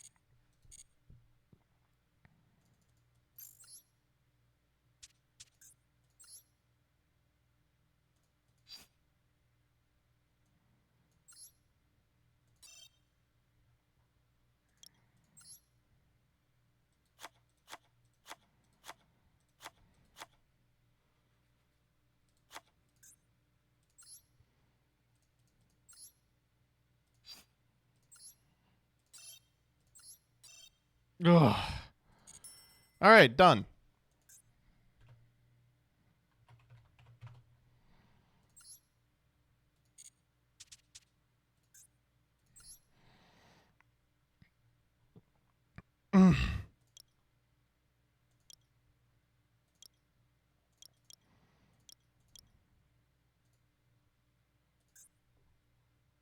Is there Zark sleeves? There has to be, right?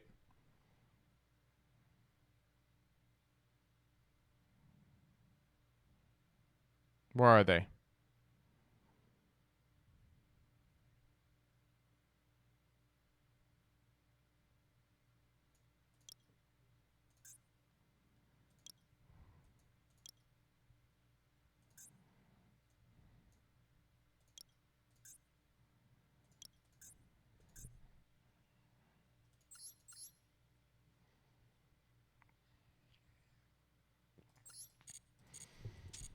The funny part about this is that the trap is bad, but I'm playing it and it's going to cost me games. Okay, let's hop in.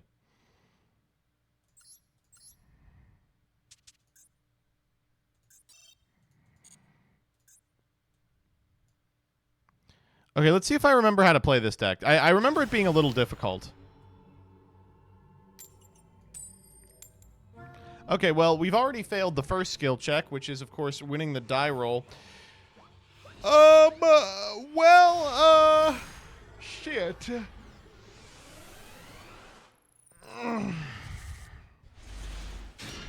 This could go well, actually.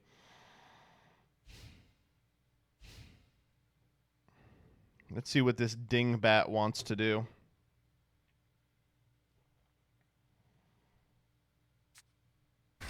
It's Kashtira. Please go too hard.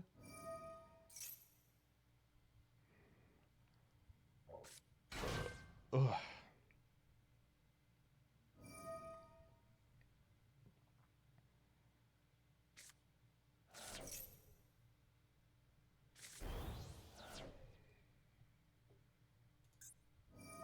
Okay.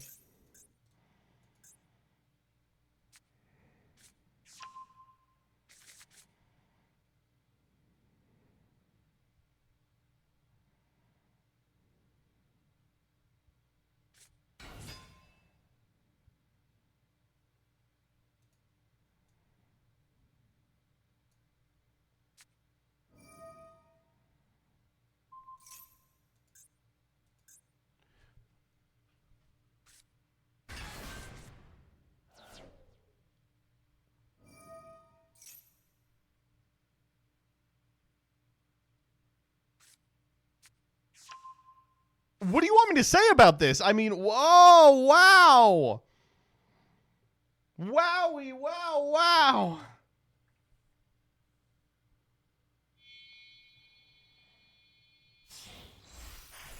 Yeah.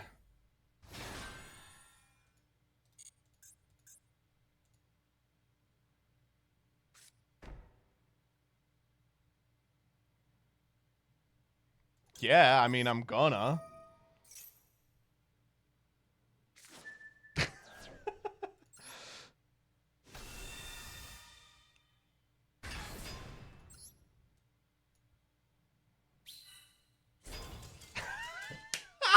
Good game. That was a good one.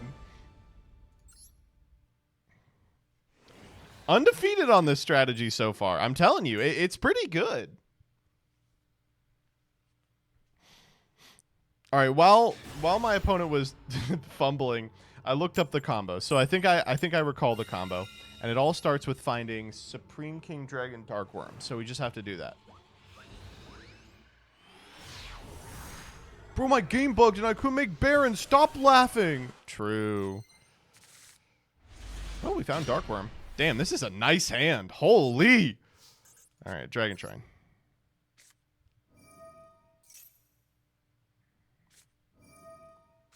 Shit. Do we lose now?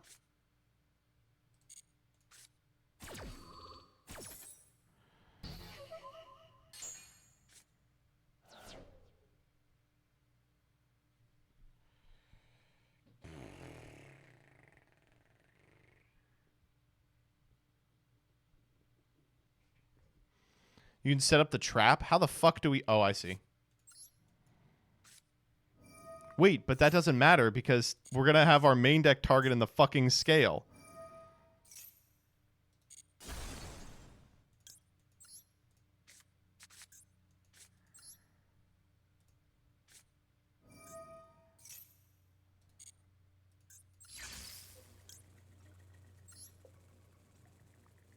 Oh, hold up.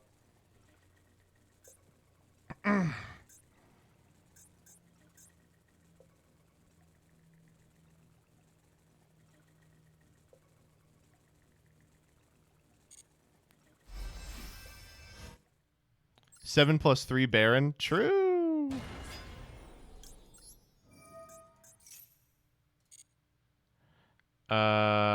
We have to grab wings here, right? It says hand extra. Field. Okay, we're good. We're very good. We're so good. it's ever. Whew. Okay. Trap bass. Let's go, baby. It's just gonna have to be enough.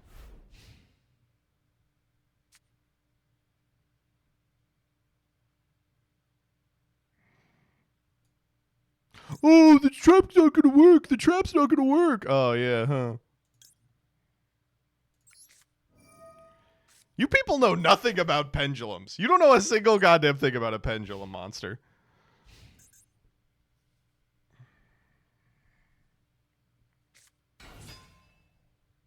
Son of a bitch. What is this? Orcust?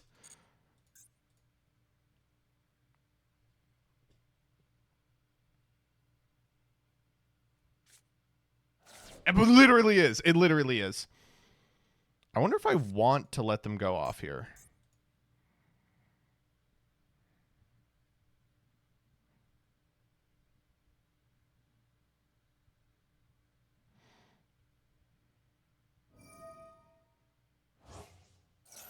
I'm going to let it happen. Ooh. Gearsu. That I might Ash.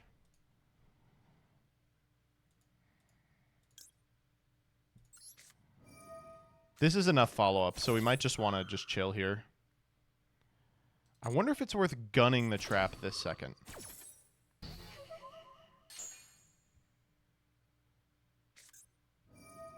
Oh, draw 2?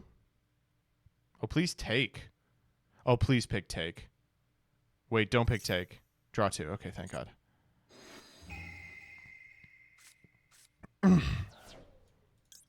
Trap time.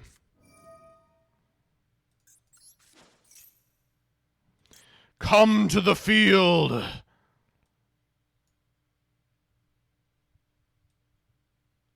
Okay, how do we do this?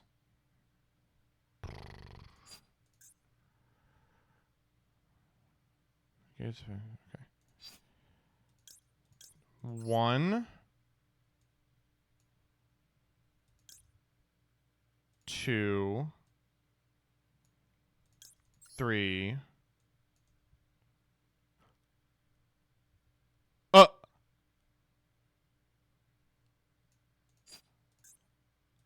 Field! It says field! Oh my, it literally says field! Oh my God. Fuck!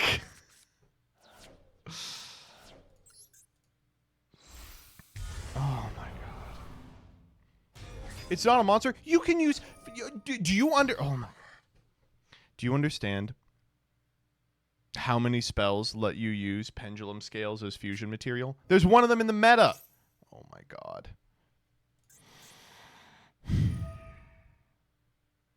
God, this thing would be crazy if it had its effects.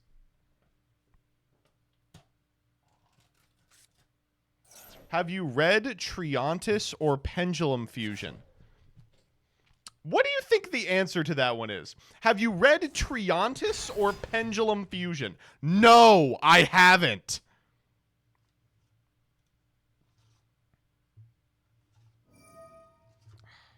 I need some yogurt.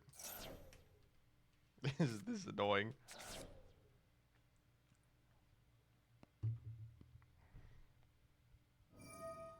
I gotta find Nibiru. That's my out here.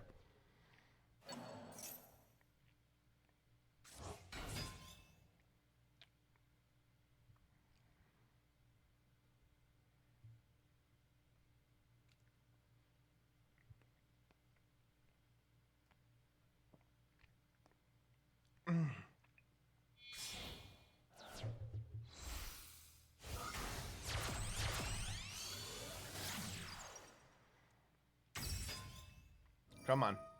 Nibiru. I got one of them in here. He will simply just not get over the big man. 4,000 attack. How are you getting over that?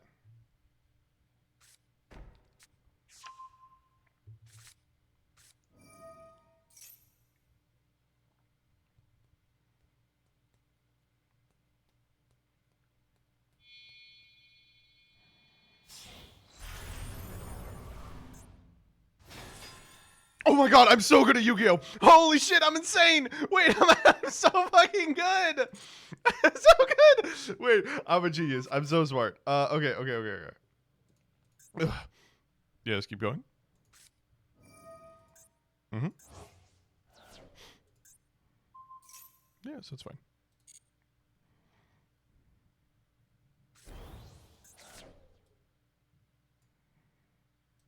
Is this lethal? A little shy, right?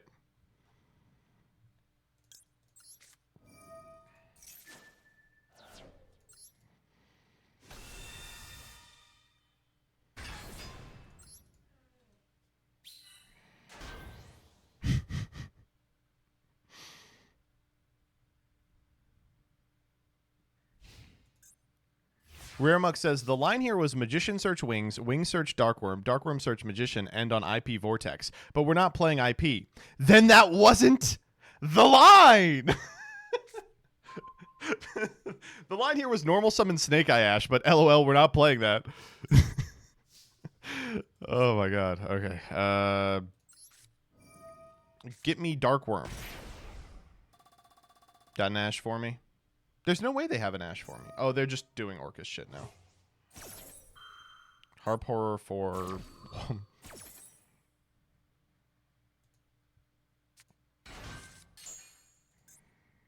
we'll take him.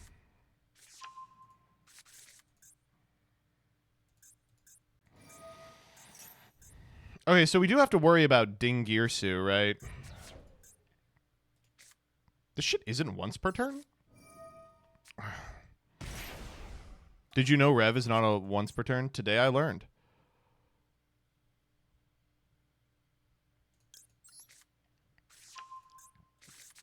We didn't even get a pendulum into the grave, or a link into the grave.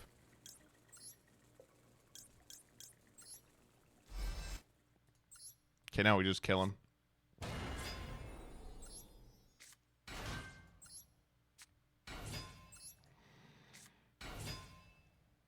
Wow. Harmo 1. Gate Magician 2. Darkworm 3. Luke Von Karma added, kill this white as a permitted term on Automod. Thanks, Luke Von Karma. That's what I wanted to hear.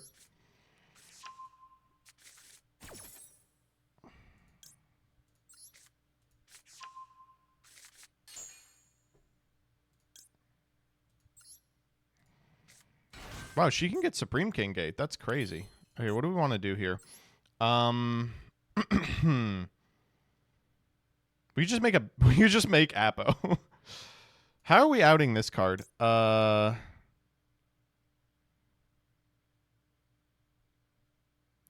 Clearwing. We could go like Apo Clearwing.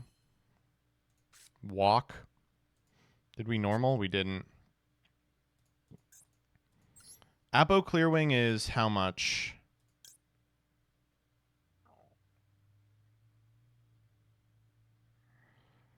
Perp works too.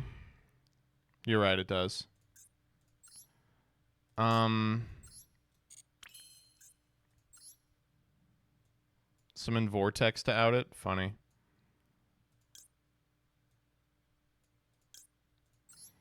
I guess we start doing Astrograph shit, right?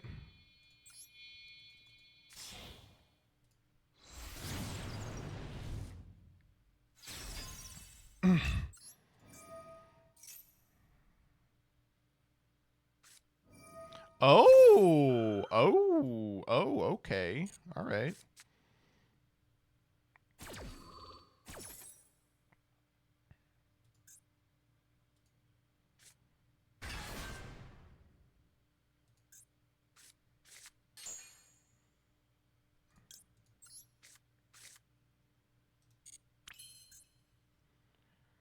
Um...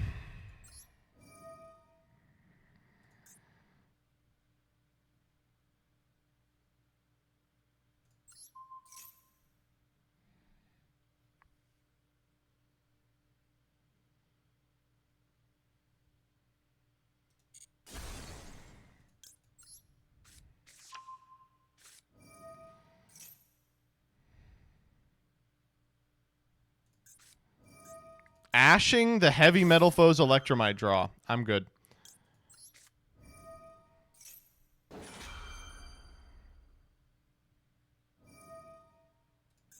Oh, fuck. We are going for the ding now.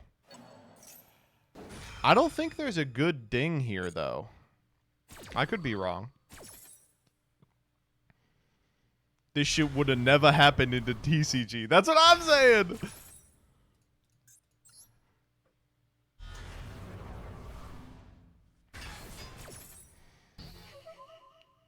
Alright, ding me up, boy. You know, I think actually the, oh, wrong choice. Alright, let's just win this one. Do they have anything else going on? No.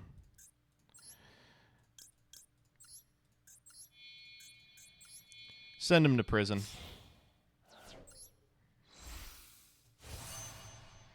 God, this card is so fucking cool. Wham! Pop, pop, pop, pop, pop. Oh, feels good. Do they have anything they can summon from grave it quick? No. That is lethal.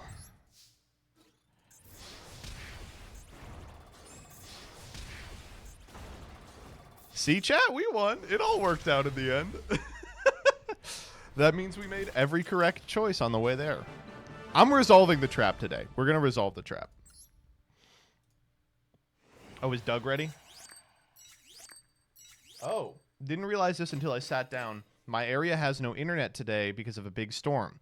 Supposedly, it's supposed to be fixed by now. So if it pops on within the next hour, I'll let you know. Okay, so we're just waiting for Doug's internet.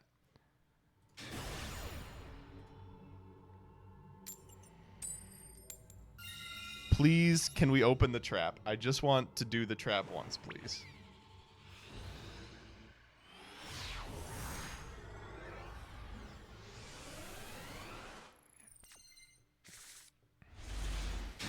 We did it. Wait, this is it. Please don't max see me. 60 cards? This is it. Okay, here we go. Nice hand. This is a nice hand. I don't know what you're talking about.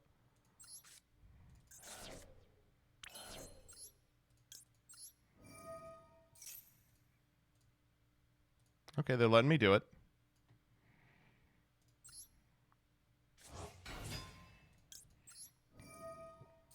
I probably just get a second one of these, right? Yeah.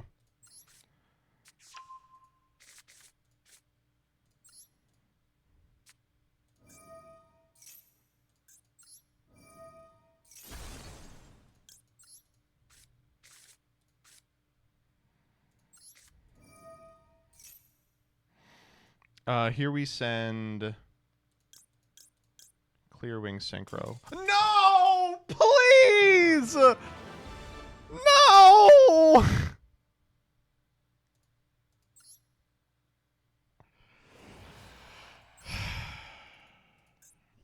I'm trying so hard.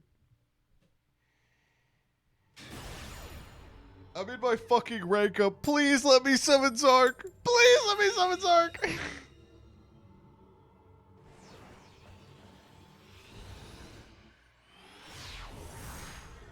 Oh, you want me to send the vanilla first and then yeah, I don't see why not. This hand does it. Wait, this hand does it. It's actually even got it in the opener.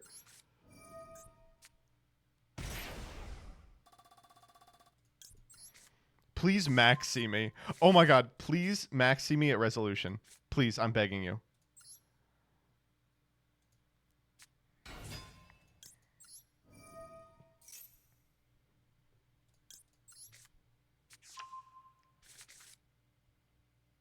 Please max see me. Come on. Please max see me. This is going to be the best play around maxi of all time.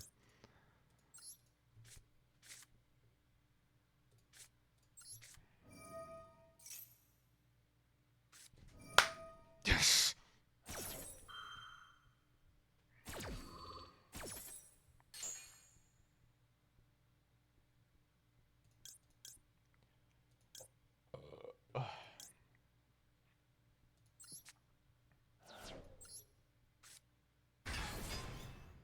What's so good about this maxi? Because I already have the trap. I just want to pass here.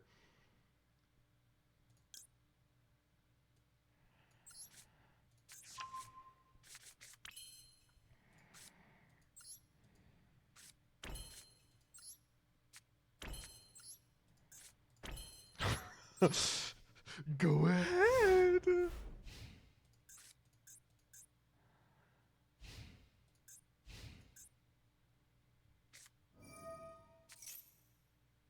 That's fine.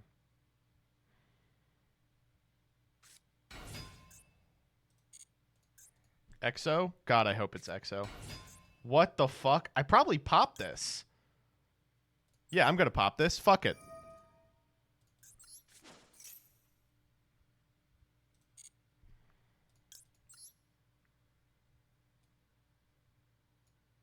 Fusion. Xyz. Synchro. Pendulum. Come to the field, Zark! The dimensions merge into my ultimate monster! And now his effect isn't negated. Boom! God, he's crazy. Now they go Martha. Yes! We're in Diamond! People are scooping to Zark! It's unreal. Holy moly.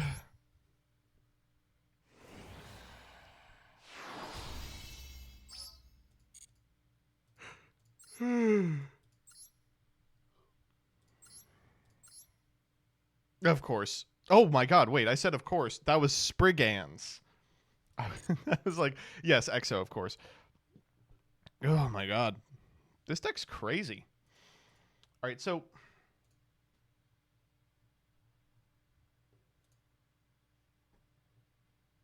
what's going on with Douglas?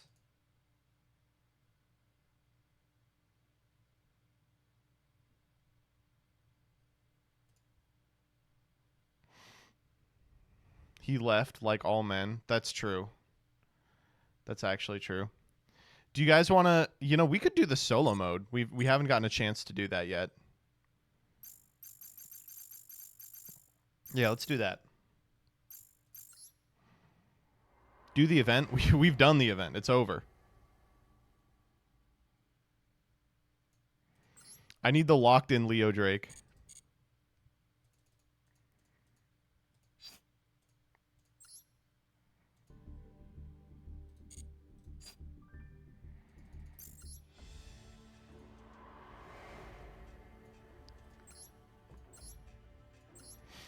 You make my heart burn. You make my heart burn. Ba da ba da ba dum bum bum bum bum bum ba da bum ba dum. The creatures of Naturia Forest.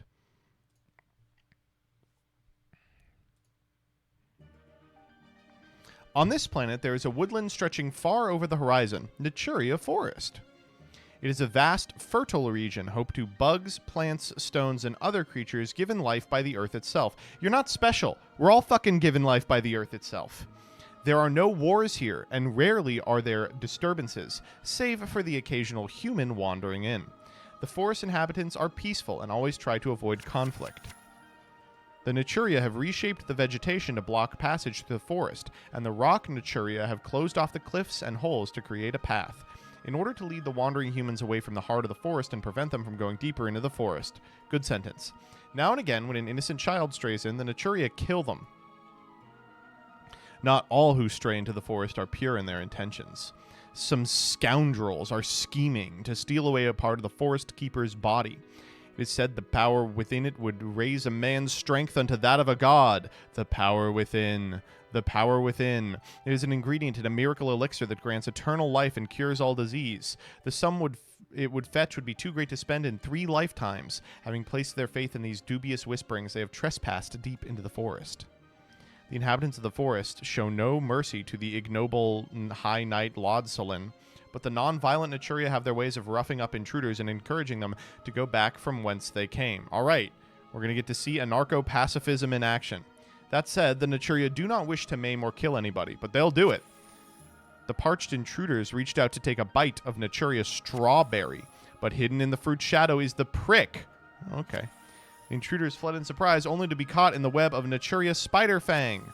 Dangling helplessly, they then get killed by bamboo shoot.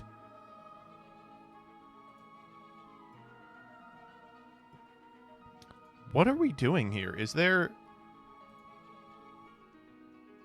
like... Okay, a new menace appeared that eventually threatened their way of life. It's like everything's good. The worms! Oh, we know all about the worms. These worms were as devastating to the Naturias as they were to Danny.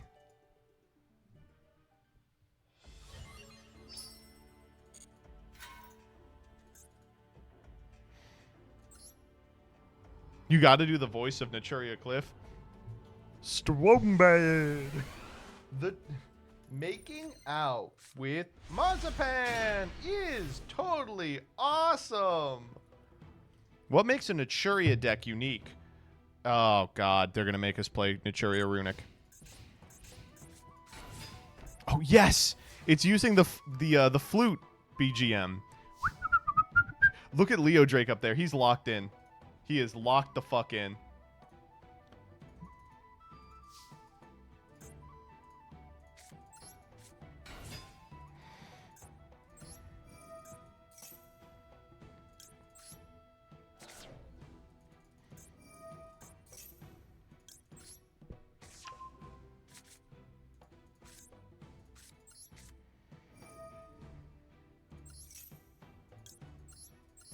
I don't think Runic was in this game when this campaign released. Joke's on you. This campaign released like 2 weeks ago.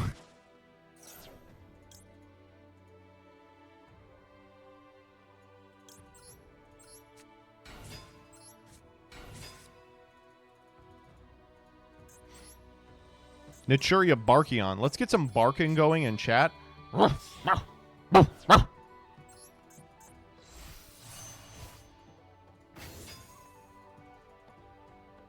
Yeah, we'll do that.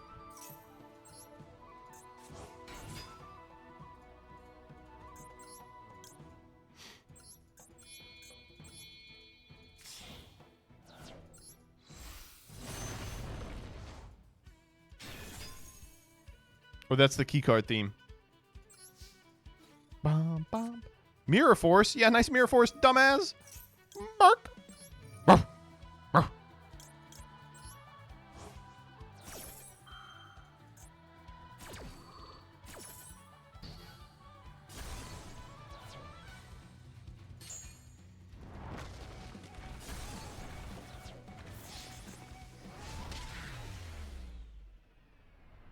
Let's go.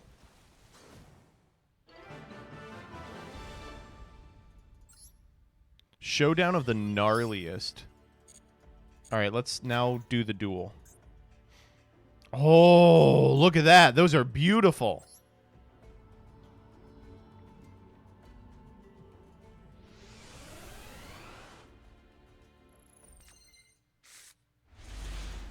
The Naturias have developed a taste for blood. Oh my fucking god, this deck is bad. Oh no! Wait, no, we have access to Mole Cricket. We're fine.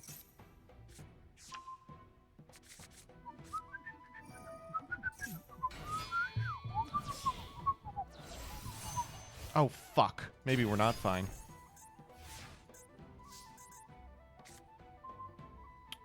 Yuck.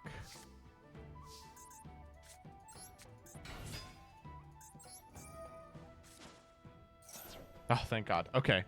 We just didn't keep any spells in hand. Who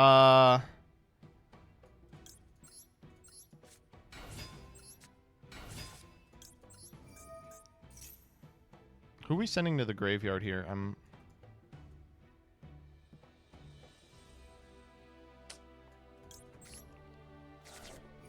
What are we doing with Tree? Are there any that just, like, free special themselves? No, right?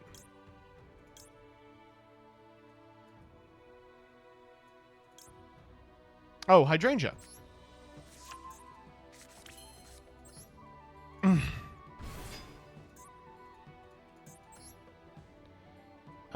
Okay.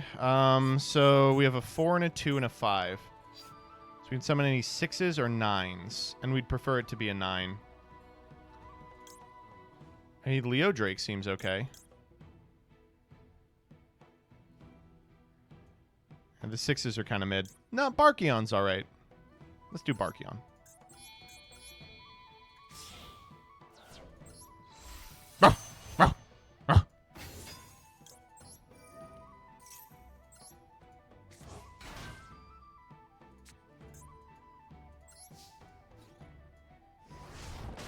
That was strange that they made Landoys just to do nothing with it. Like, that Landoys did FTK us if it negated the Mole Cricket here. It's crazy, like, I know we all know Naturia in the context of Runic, right? Because that's what it was played in the TCG. But in Duel Links, all these cards were played. Like, Marin was played. Hydrangea was huge, like, really early. Oh, I didn't even realize they were doing that.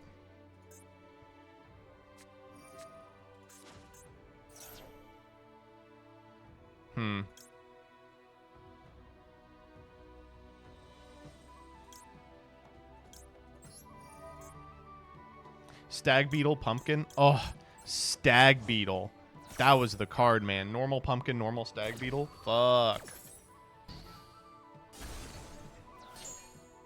It procs it at least. Yeah. Oh, then get Blessing here? That's crazy. Or not. Ooh. Wow, that's annoying as fuck. Well, none of these other cards do anything, so... Oh, it's a tuner. Let's go for an 8.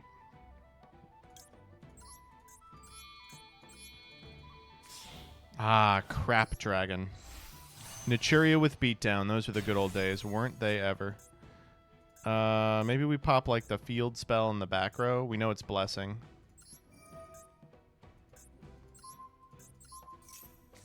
They chain Blessing. We activate Fang. Pitch Antjaw.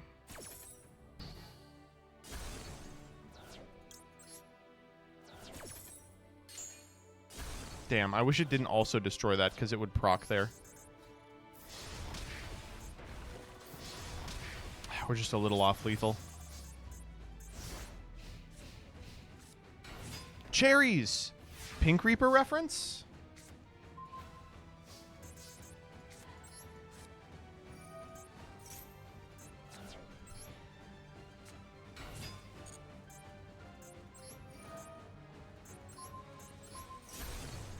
Mirror Force, huh? Alright.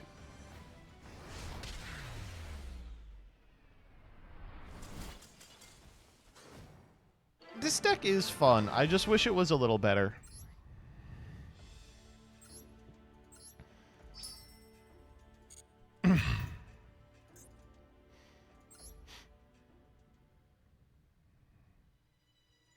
With the arrival of the worms, the era of peace in Naturia Forest was ruptured at last.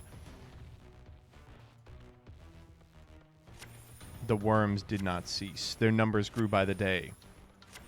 A number of Naturia stood up, vowing to take down the worms. These were the Keepers. Oh no. No. It seemed he had been fighting almost non-stop. He couldn't remember the last time he laid down to sleep. Such is the strength of Leo Drake's relentless fangs and ravaging claws that even the worms were no match, but their numbers were overwhelming. Oh no. Leo Drake had hardly a moment's rest before he heard the wing beats of an approaching swarm. A bunch of worms were showing up. Hi. I'm gonna go swim. Okay. Have fun. That sounds fun. See ya. Noticing the unrest among the trees, Leo Drake braced himself for combat. Roar. Wait, what happened? He dies, right?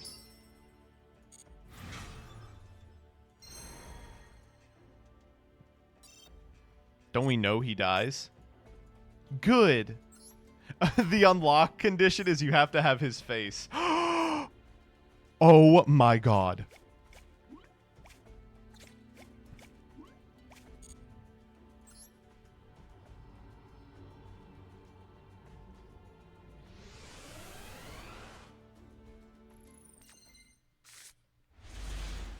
Oh my god. What the? This is like literally just a good deck.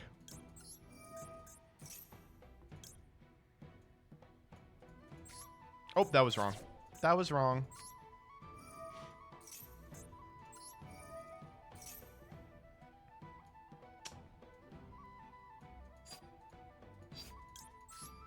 That's fine.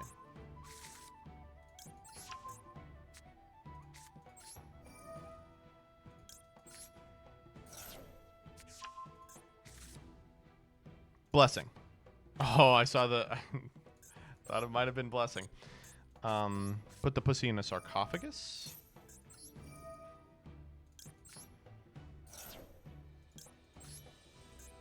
Who are we missing?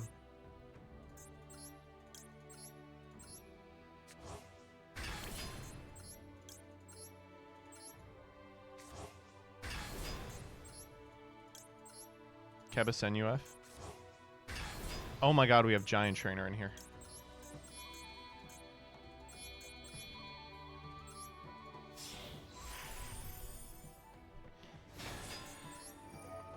Jesus. Okay, did not need that.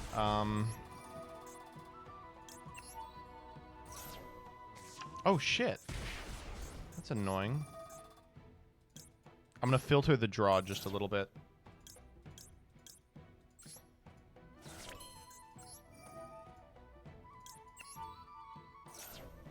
Oh my god, goated. Finally. See? Never am I ever punished in this fucking game.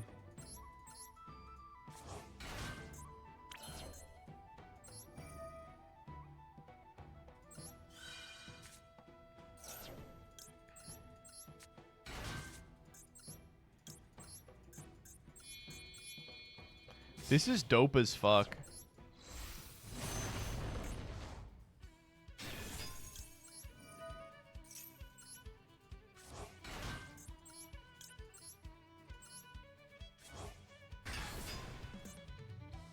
Alright, I think we're good.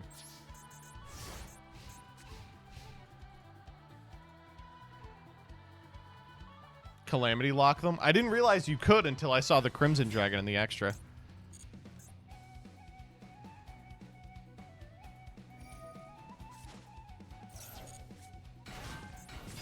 Oh, shit.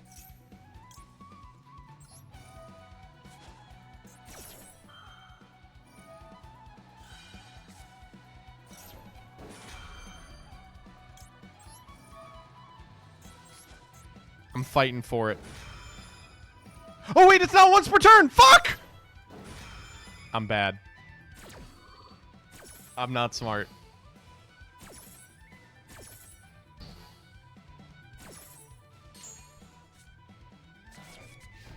Wait, actually my opponent isn't smart.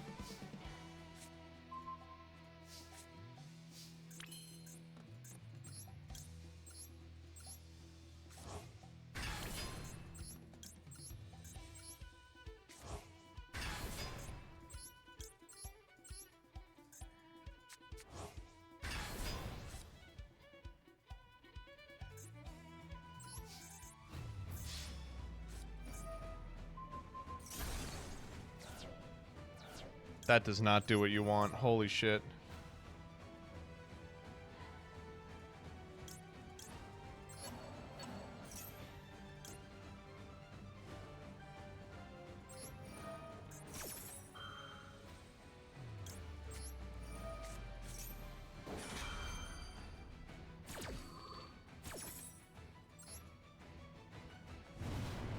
I love that he has an animation.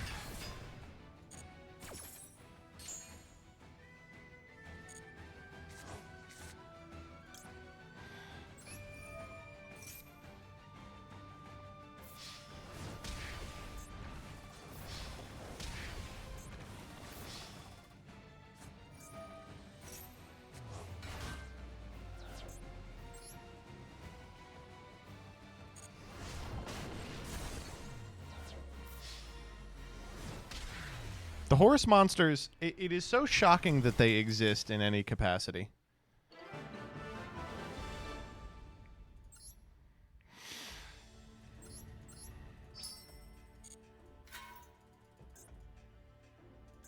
I need the hole.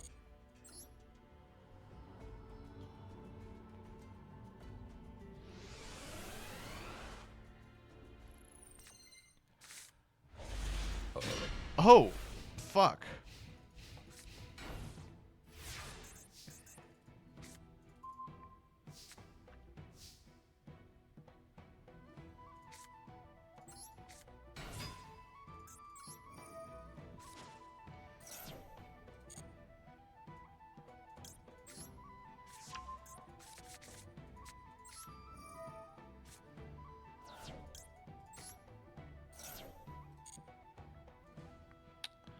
Um...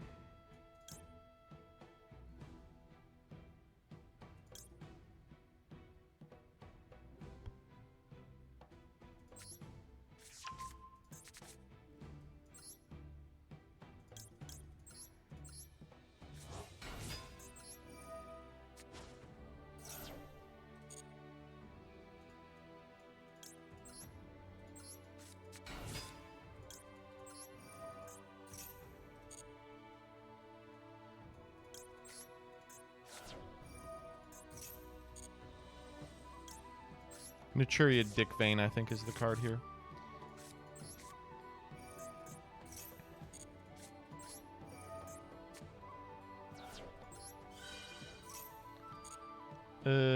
What haven't we used? Oh, fuck. Keldo.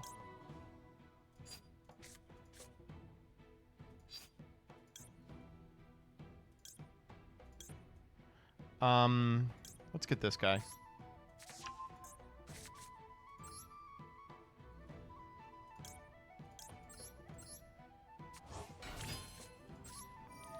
Thawing Glaciers.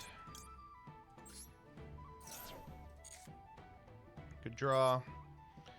We'll special Vera.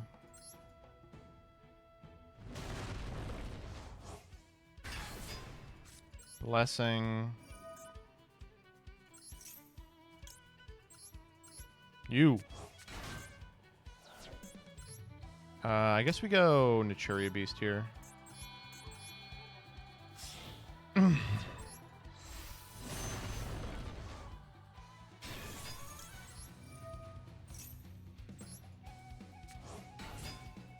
Trying to think what we're not trying to get cooked by.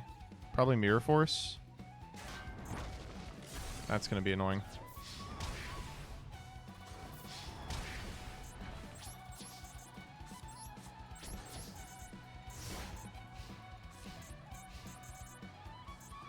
I need them to summon a big guy so I can Mole Cricket for 2, and then Vera's online. Oh, shit. Yeah, there's no way. Mudora! Oh, wait, I forgot I can just do this.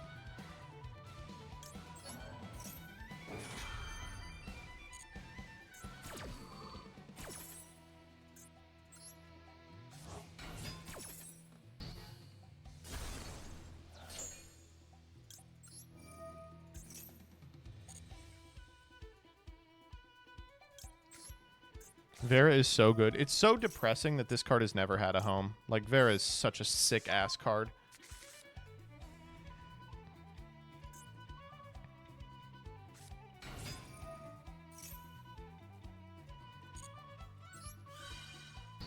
Get him out of here.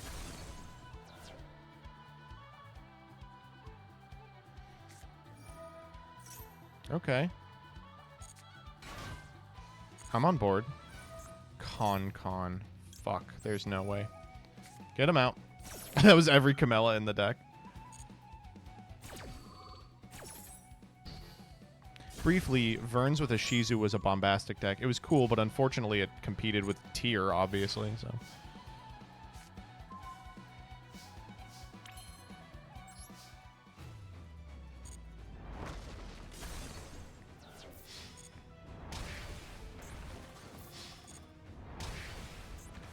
Kill him.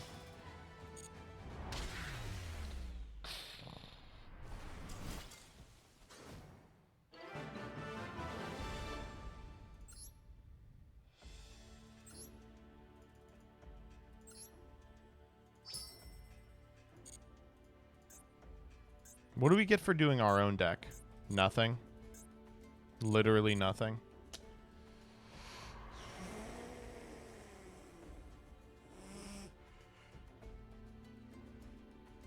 Oh.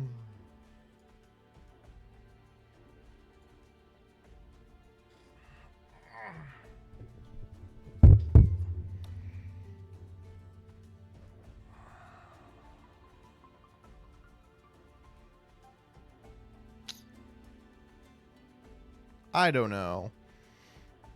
It kind of sucks that Doug's not here, right? Where is Doug?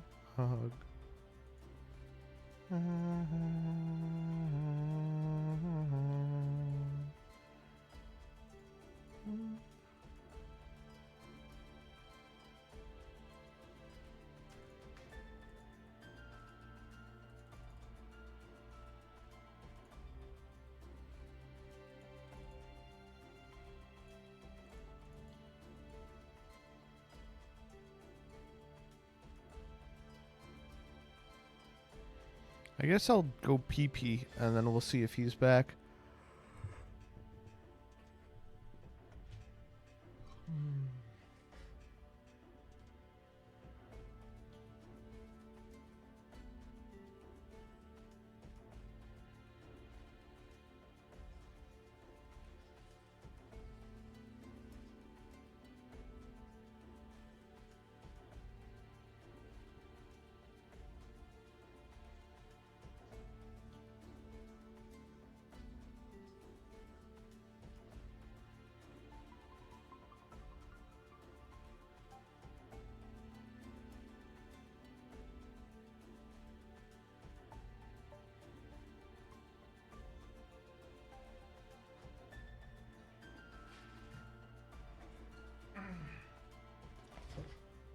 All right.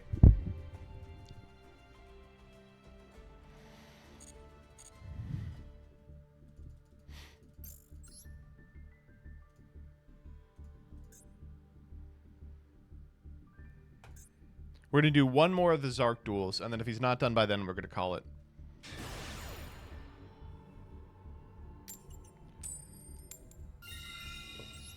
Man, we keep winning die rolls, I will say. That's very kind of them to hand us some one die rolls.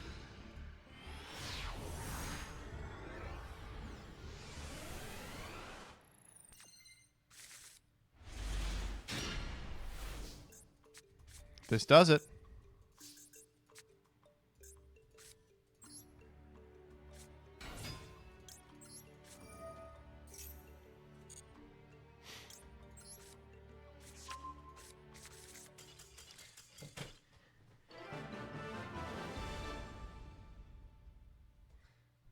Can you?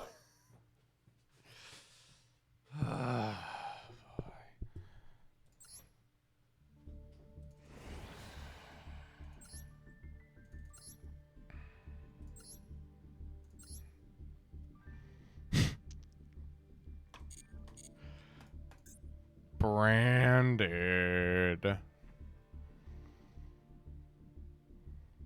at this tip. There are hidden gimmicks on each field? By the way, this is my... If I win this, it's my 10th win in a row. So, just a heads up, when you see the, like, spicy win streaks of the week, this is what they had to sit through. They had to be like, scoop turn one, scoop turn one, scoop turn one, you know.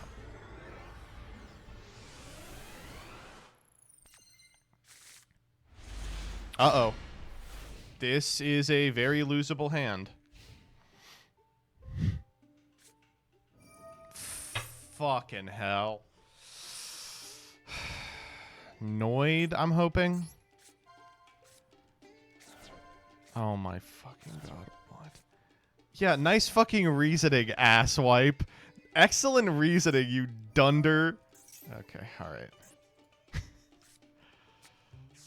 60 card Snake Eye, you know, it fucking one-ofs all through it, but why not? This Imperm is just gonna have to do it.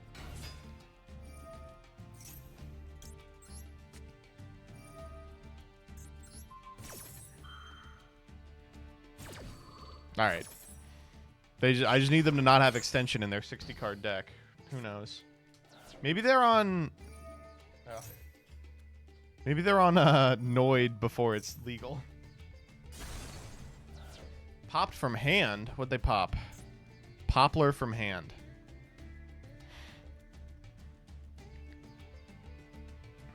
Okay, we lose.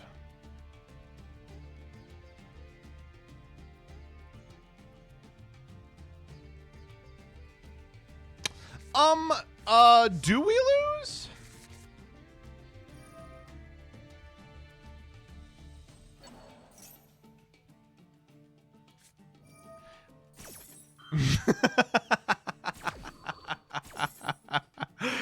Well...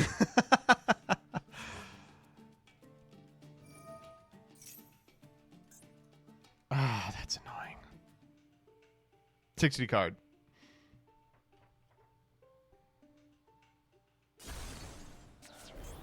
Yeah. That's a beautiful copy of Vulcanix.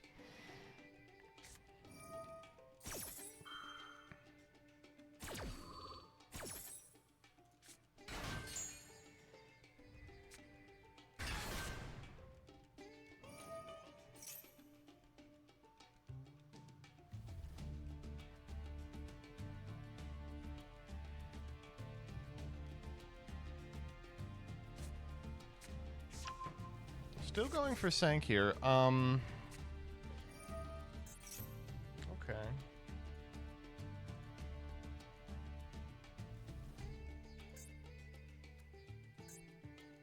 It's just Princess, Oak, and then just do combo, right?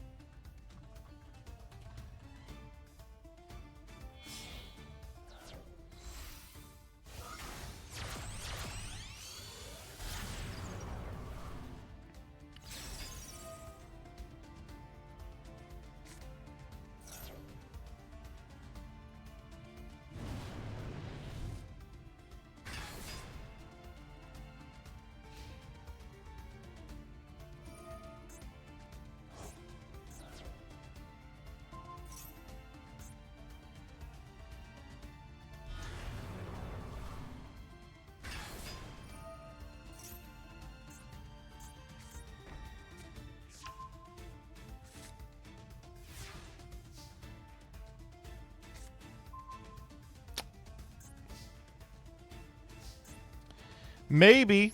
I think it's unlikely, but maybe.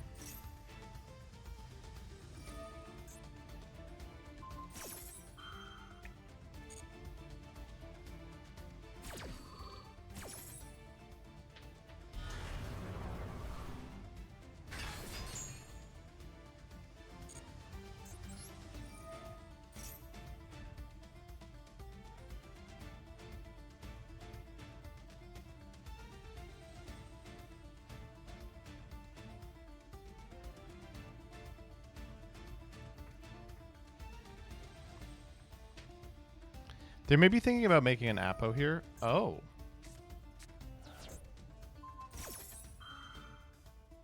Well, that's fine.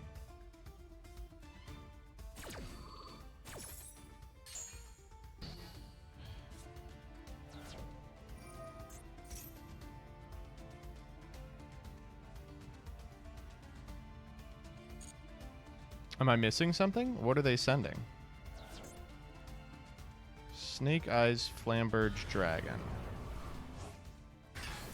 Then they go Flamberge, summon back. A bunch of assholes.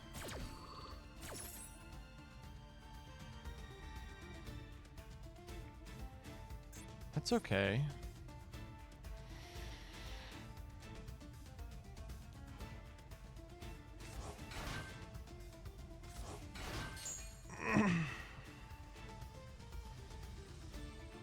They get OSS here. Oh, wanted. Yeah, okay. Pop 1, Oak 2, grab back Ponix? I'm in.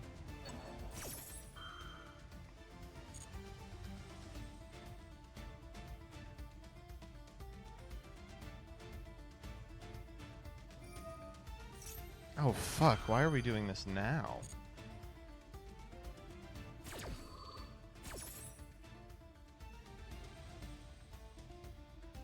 We really want the Ponix on field? Why is that super important to us? It is Apo.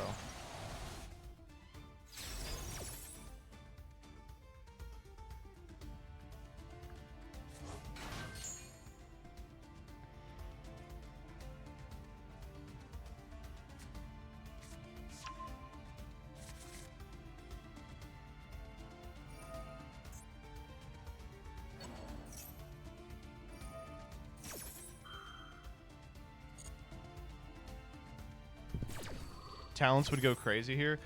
Yeah, that's what I'm thinking. Is like, I don't know. They don't have on pens, so it's unlikely. But it's always funny watching an opponent make a play that it's like, man, if I just had talents.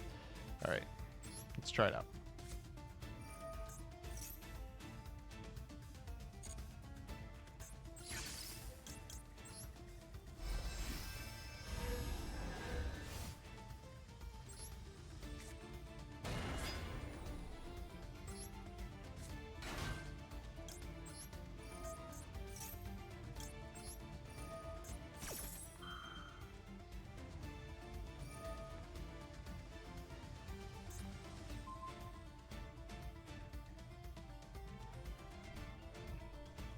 All according to Kayaku.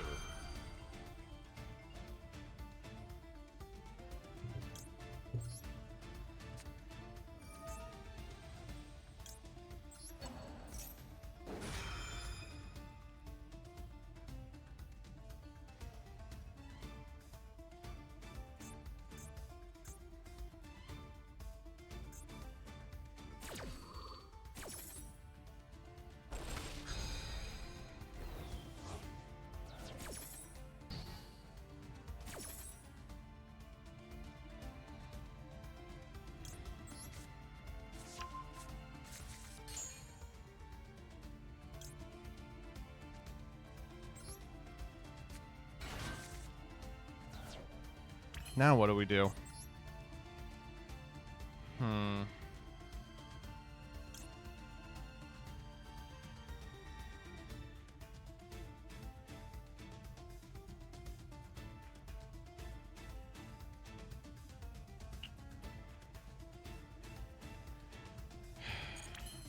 SDSK is a hell of a card. It outs the Apo. It contests the Appo, but it doesn't out it. Oh, this is hard.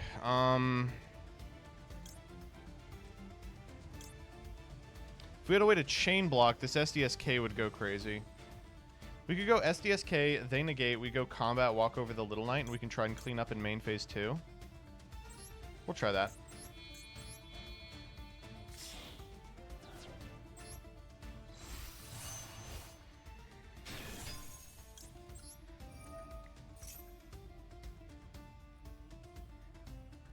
Yeah.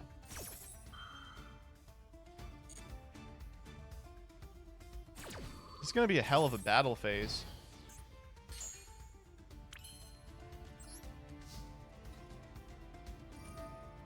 Forgot about Link Curry. That's disastrous. Whoa, that's so bad. That was really good from them. I could have played around it too with the Wings of Light.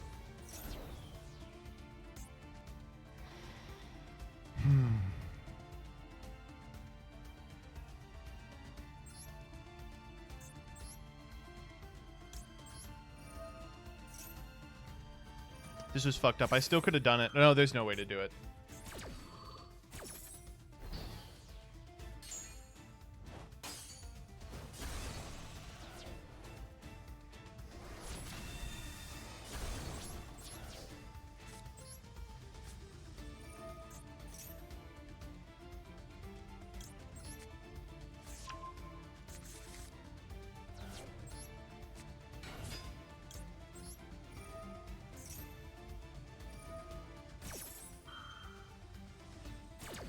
Okay, I mean, we still got stuff going. I need them to fuck this up. I need them to negate the first effect of Electromite here.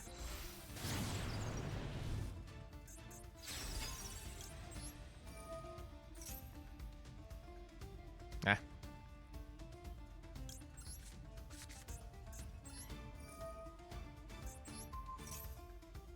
Yeah. Okay. You got it. Feels like we were maybe in that if we sequenced to just a little different and then didn't miss the Link Haribo. They played that well. That was an interesting one. That was close, legit. That's the thing is people are always like, "Oh, look how many actions they took. You can't possibly win." And it's like, who knows? Who knows?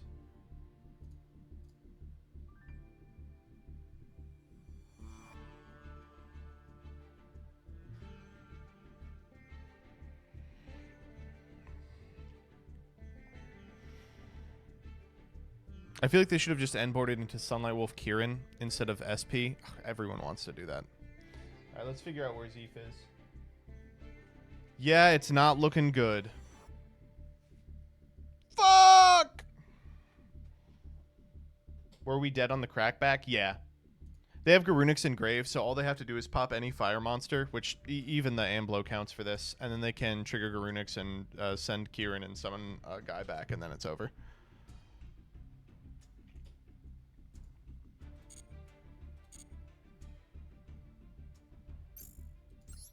I don't know. I just like it's what I'm going to say is going to sound really mean. I'll do one more. But seeing everyone go like concede, concede, concede. Why don't you concede? There's no beating this. Go next. It's just like, why do you play Yu-Gi-Oh, dog? Like if you're just going to concede when someone does their setup combo, you're not going to enjoy the game at all. Like play a like not to be like this isn't the game for you. But if your mentality is like, if someone is permitted to set up, I have to concede, you're playing the wrong game. It really helps that we keep winning all these coin flips. Fuck!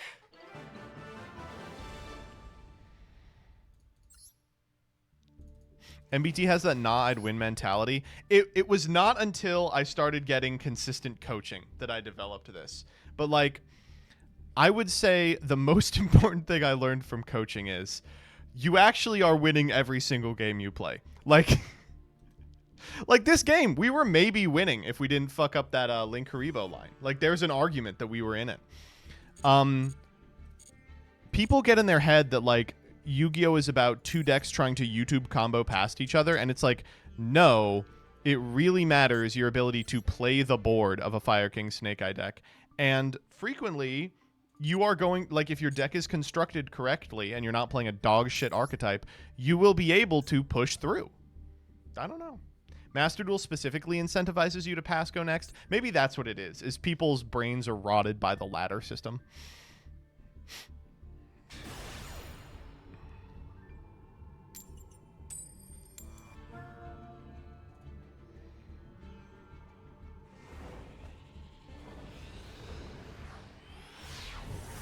Hey, so streamer, how can I stop getting impermed on Black Cat 6 games in a row? This one's actually really easy.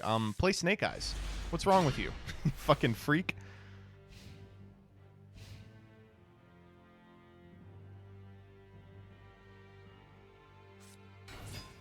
Speaking of...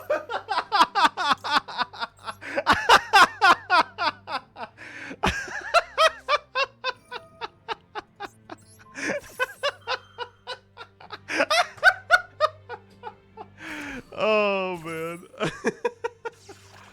Okay, all right.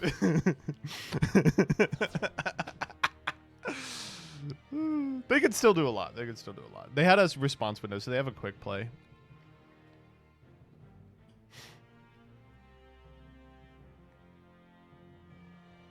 Like, it was definitely not right to do that right there, but, like, I did it anyway because it was funny. I was supposed to let him resolve it and then imperm on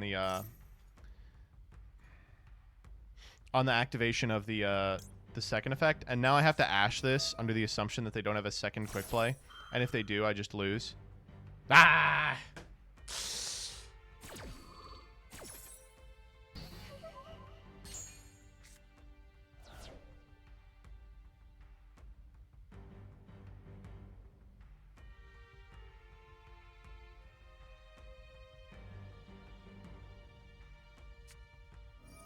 Oh, it's as bad as it gets. All right, I don't think we can beat Noir. Ooh, pitching leap. Yeah. See, like, we were supposed to hold the imperm for the search effect. The problem is, like, the reason that we specifically were supposed to hold it there is because if they do this, you aren't going to get a chance to imperm because they can theoretically get the field spell. I don't know. What compels people to play Pearly during Snake Eyes Hell meta? Because Pearly's good. Pearly's fine. Pearly is literally the best non-fire deck. Oh, come on. You don't like Tyr? Tyr is, I think, the most represented non-fire deck, but I don't think it's the winningest. Do we have the deck rankings from the DC Cup yet? They're missing the spells to go Noir. You are correct.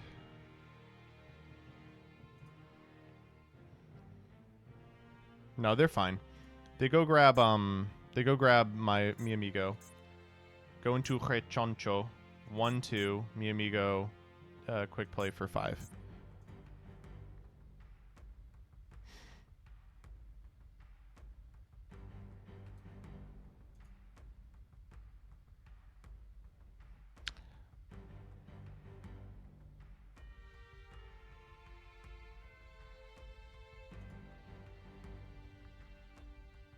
Now, wait a minute, Jeff. You're just making shit up.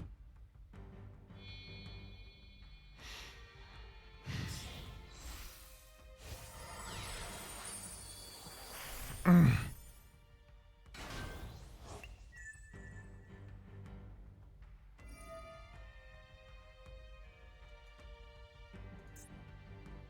right, Choncho. IDK if a 5 Mat Noir is enough. Wait, did they go grab Leap here?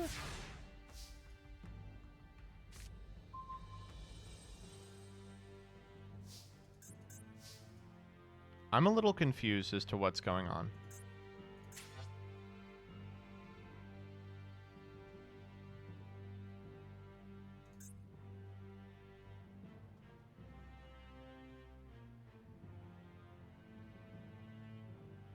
You impermed the search? Oh, yes. You're right.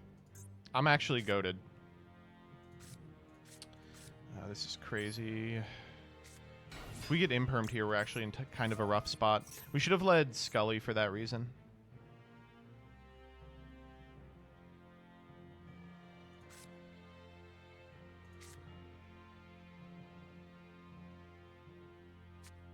Uh-oh.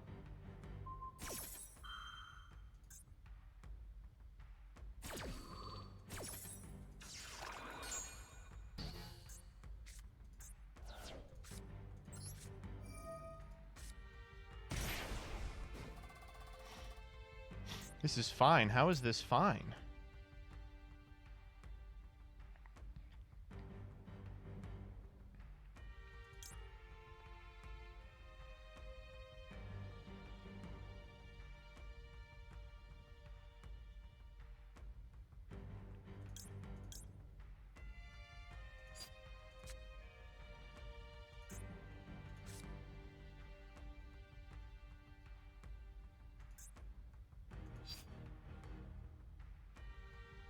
I have to pass here, yeah.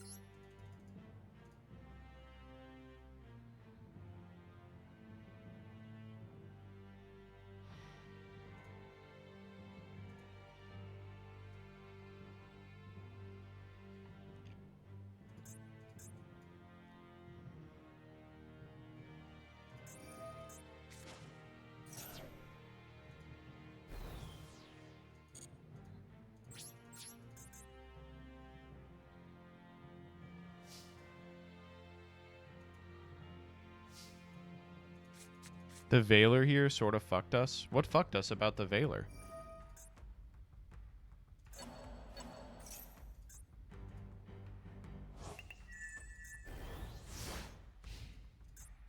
They make a 7 Mat Noir here? That's scary.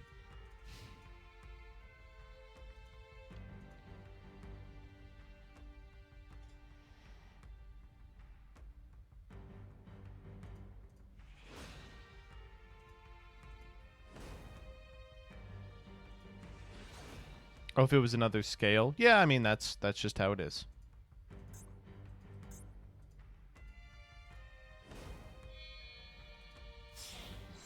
There he is.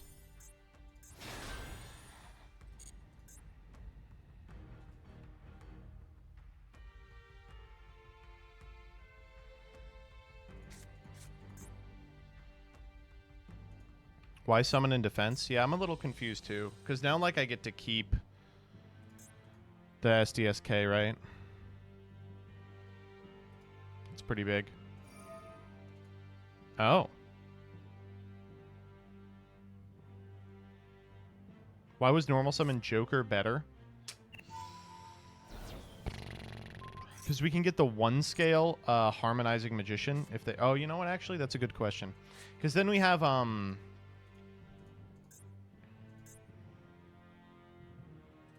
Yeah, they were both bad. You're right.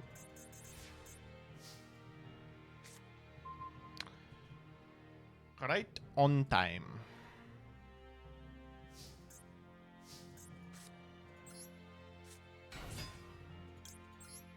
It's not going to matter. They can shuffle it back.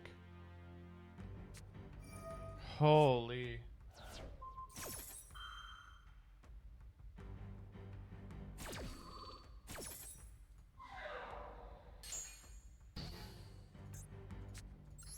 I'm gonna at least make him do this.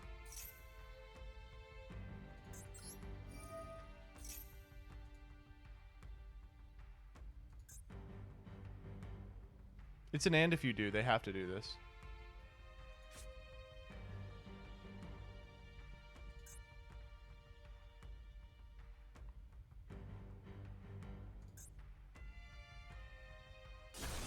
Oh. Okay. Oh, they know I have this guy.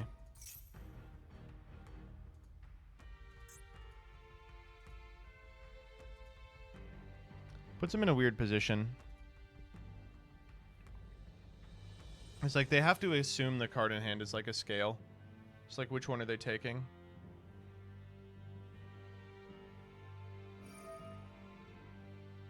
They're going to go for it. I think there's even an argument that you hit the Scully here and like try and cut me off of like Electromite. But it depends on if they know I'm playing the trap. Like no one is playing the trap, and this isn't combo without the trap, so. Oh! Whoa!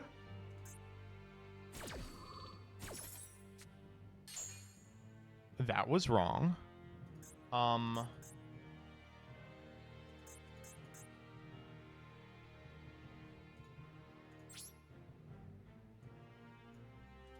Well, I mean, we're still fucked here, right?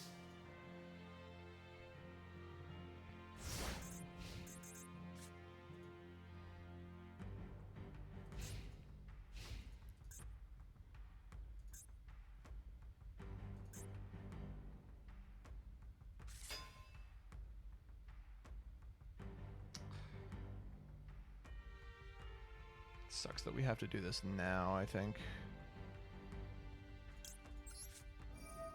Does Veiler remove the attack buff? Yes.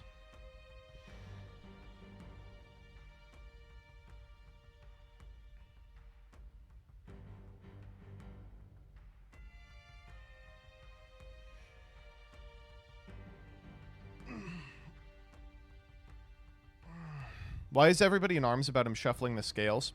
Shuffling the scales is correct, but in doing so, he detached both Pearlies, and so this effect is no longer a quick effect. It is now a slow effect. And now we win the fucking game.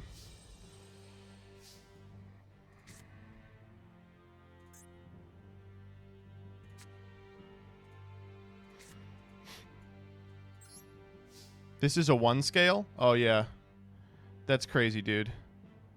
But I don't remember asking.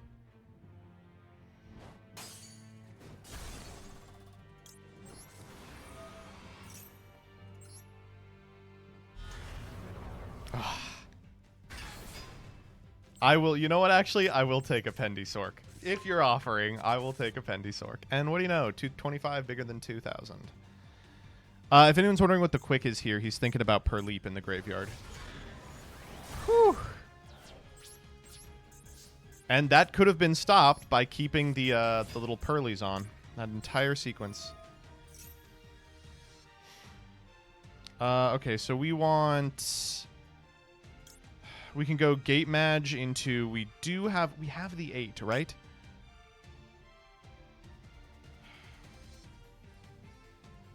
I think we have one other 8.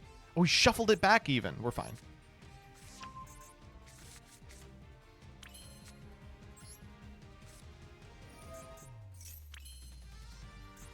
What am I, fucking stupid? What am I, dumb?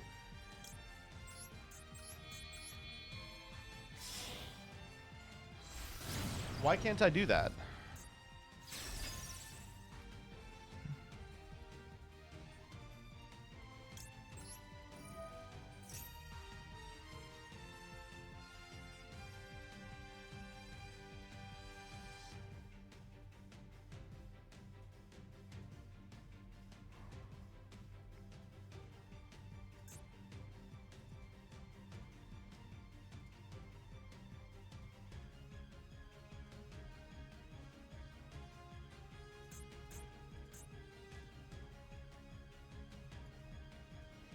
We need a high scale? Yeah.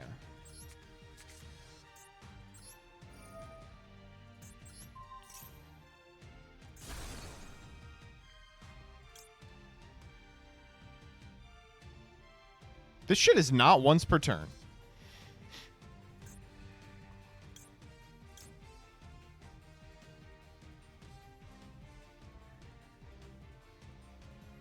Do I even get it?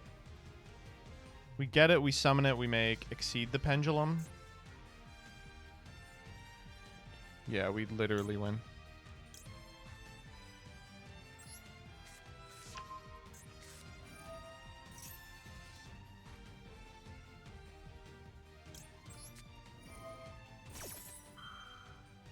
I guess you're fearing like Nibiru, I guess. I guess you're right.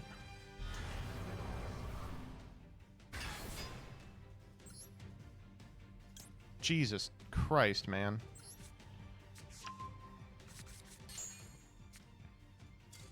Yeah. That's why you don't concede, chat. That's why you don't concede.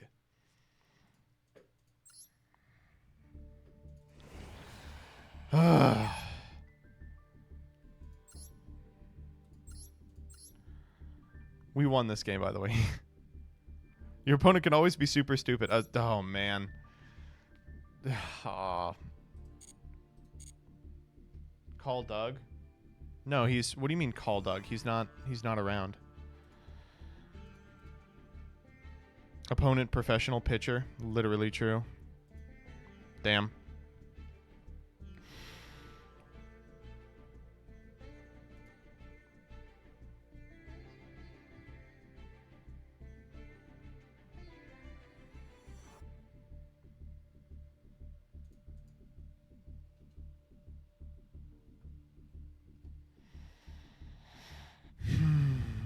Doug died. Well, thank you all for coming by. I really appreciate it. I'm gonna call it here. I'll be back tomorrow at 6 p.m. Eastern Standard Time or some such. Probably like 6:30. It just like we record Will right before stream, and usually it goes a little over.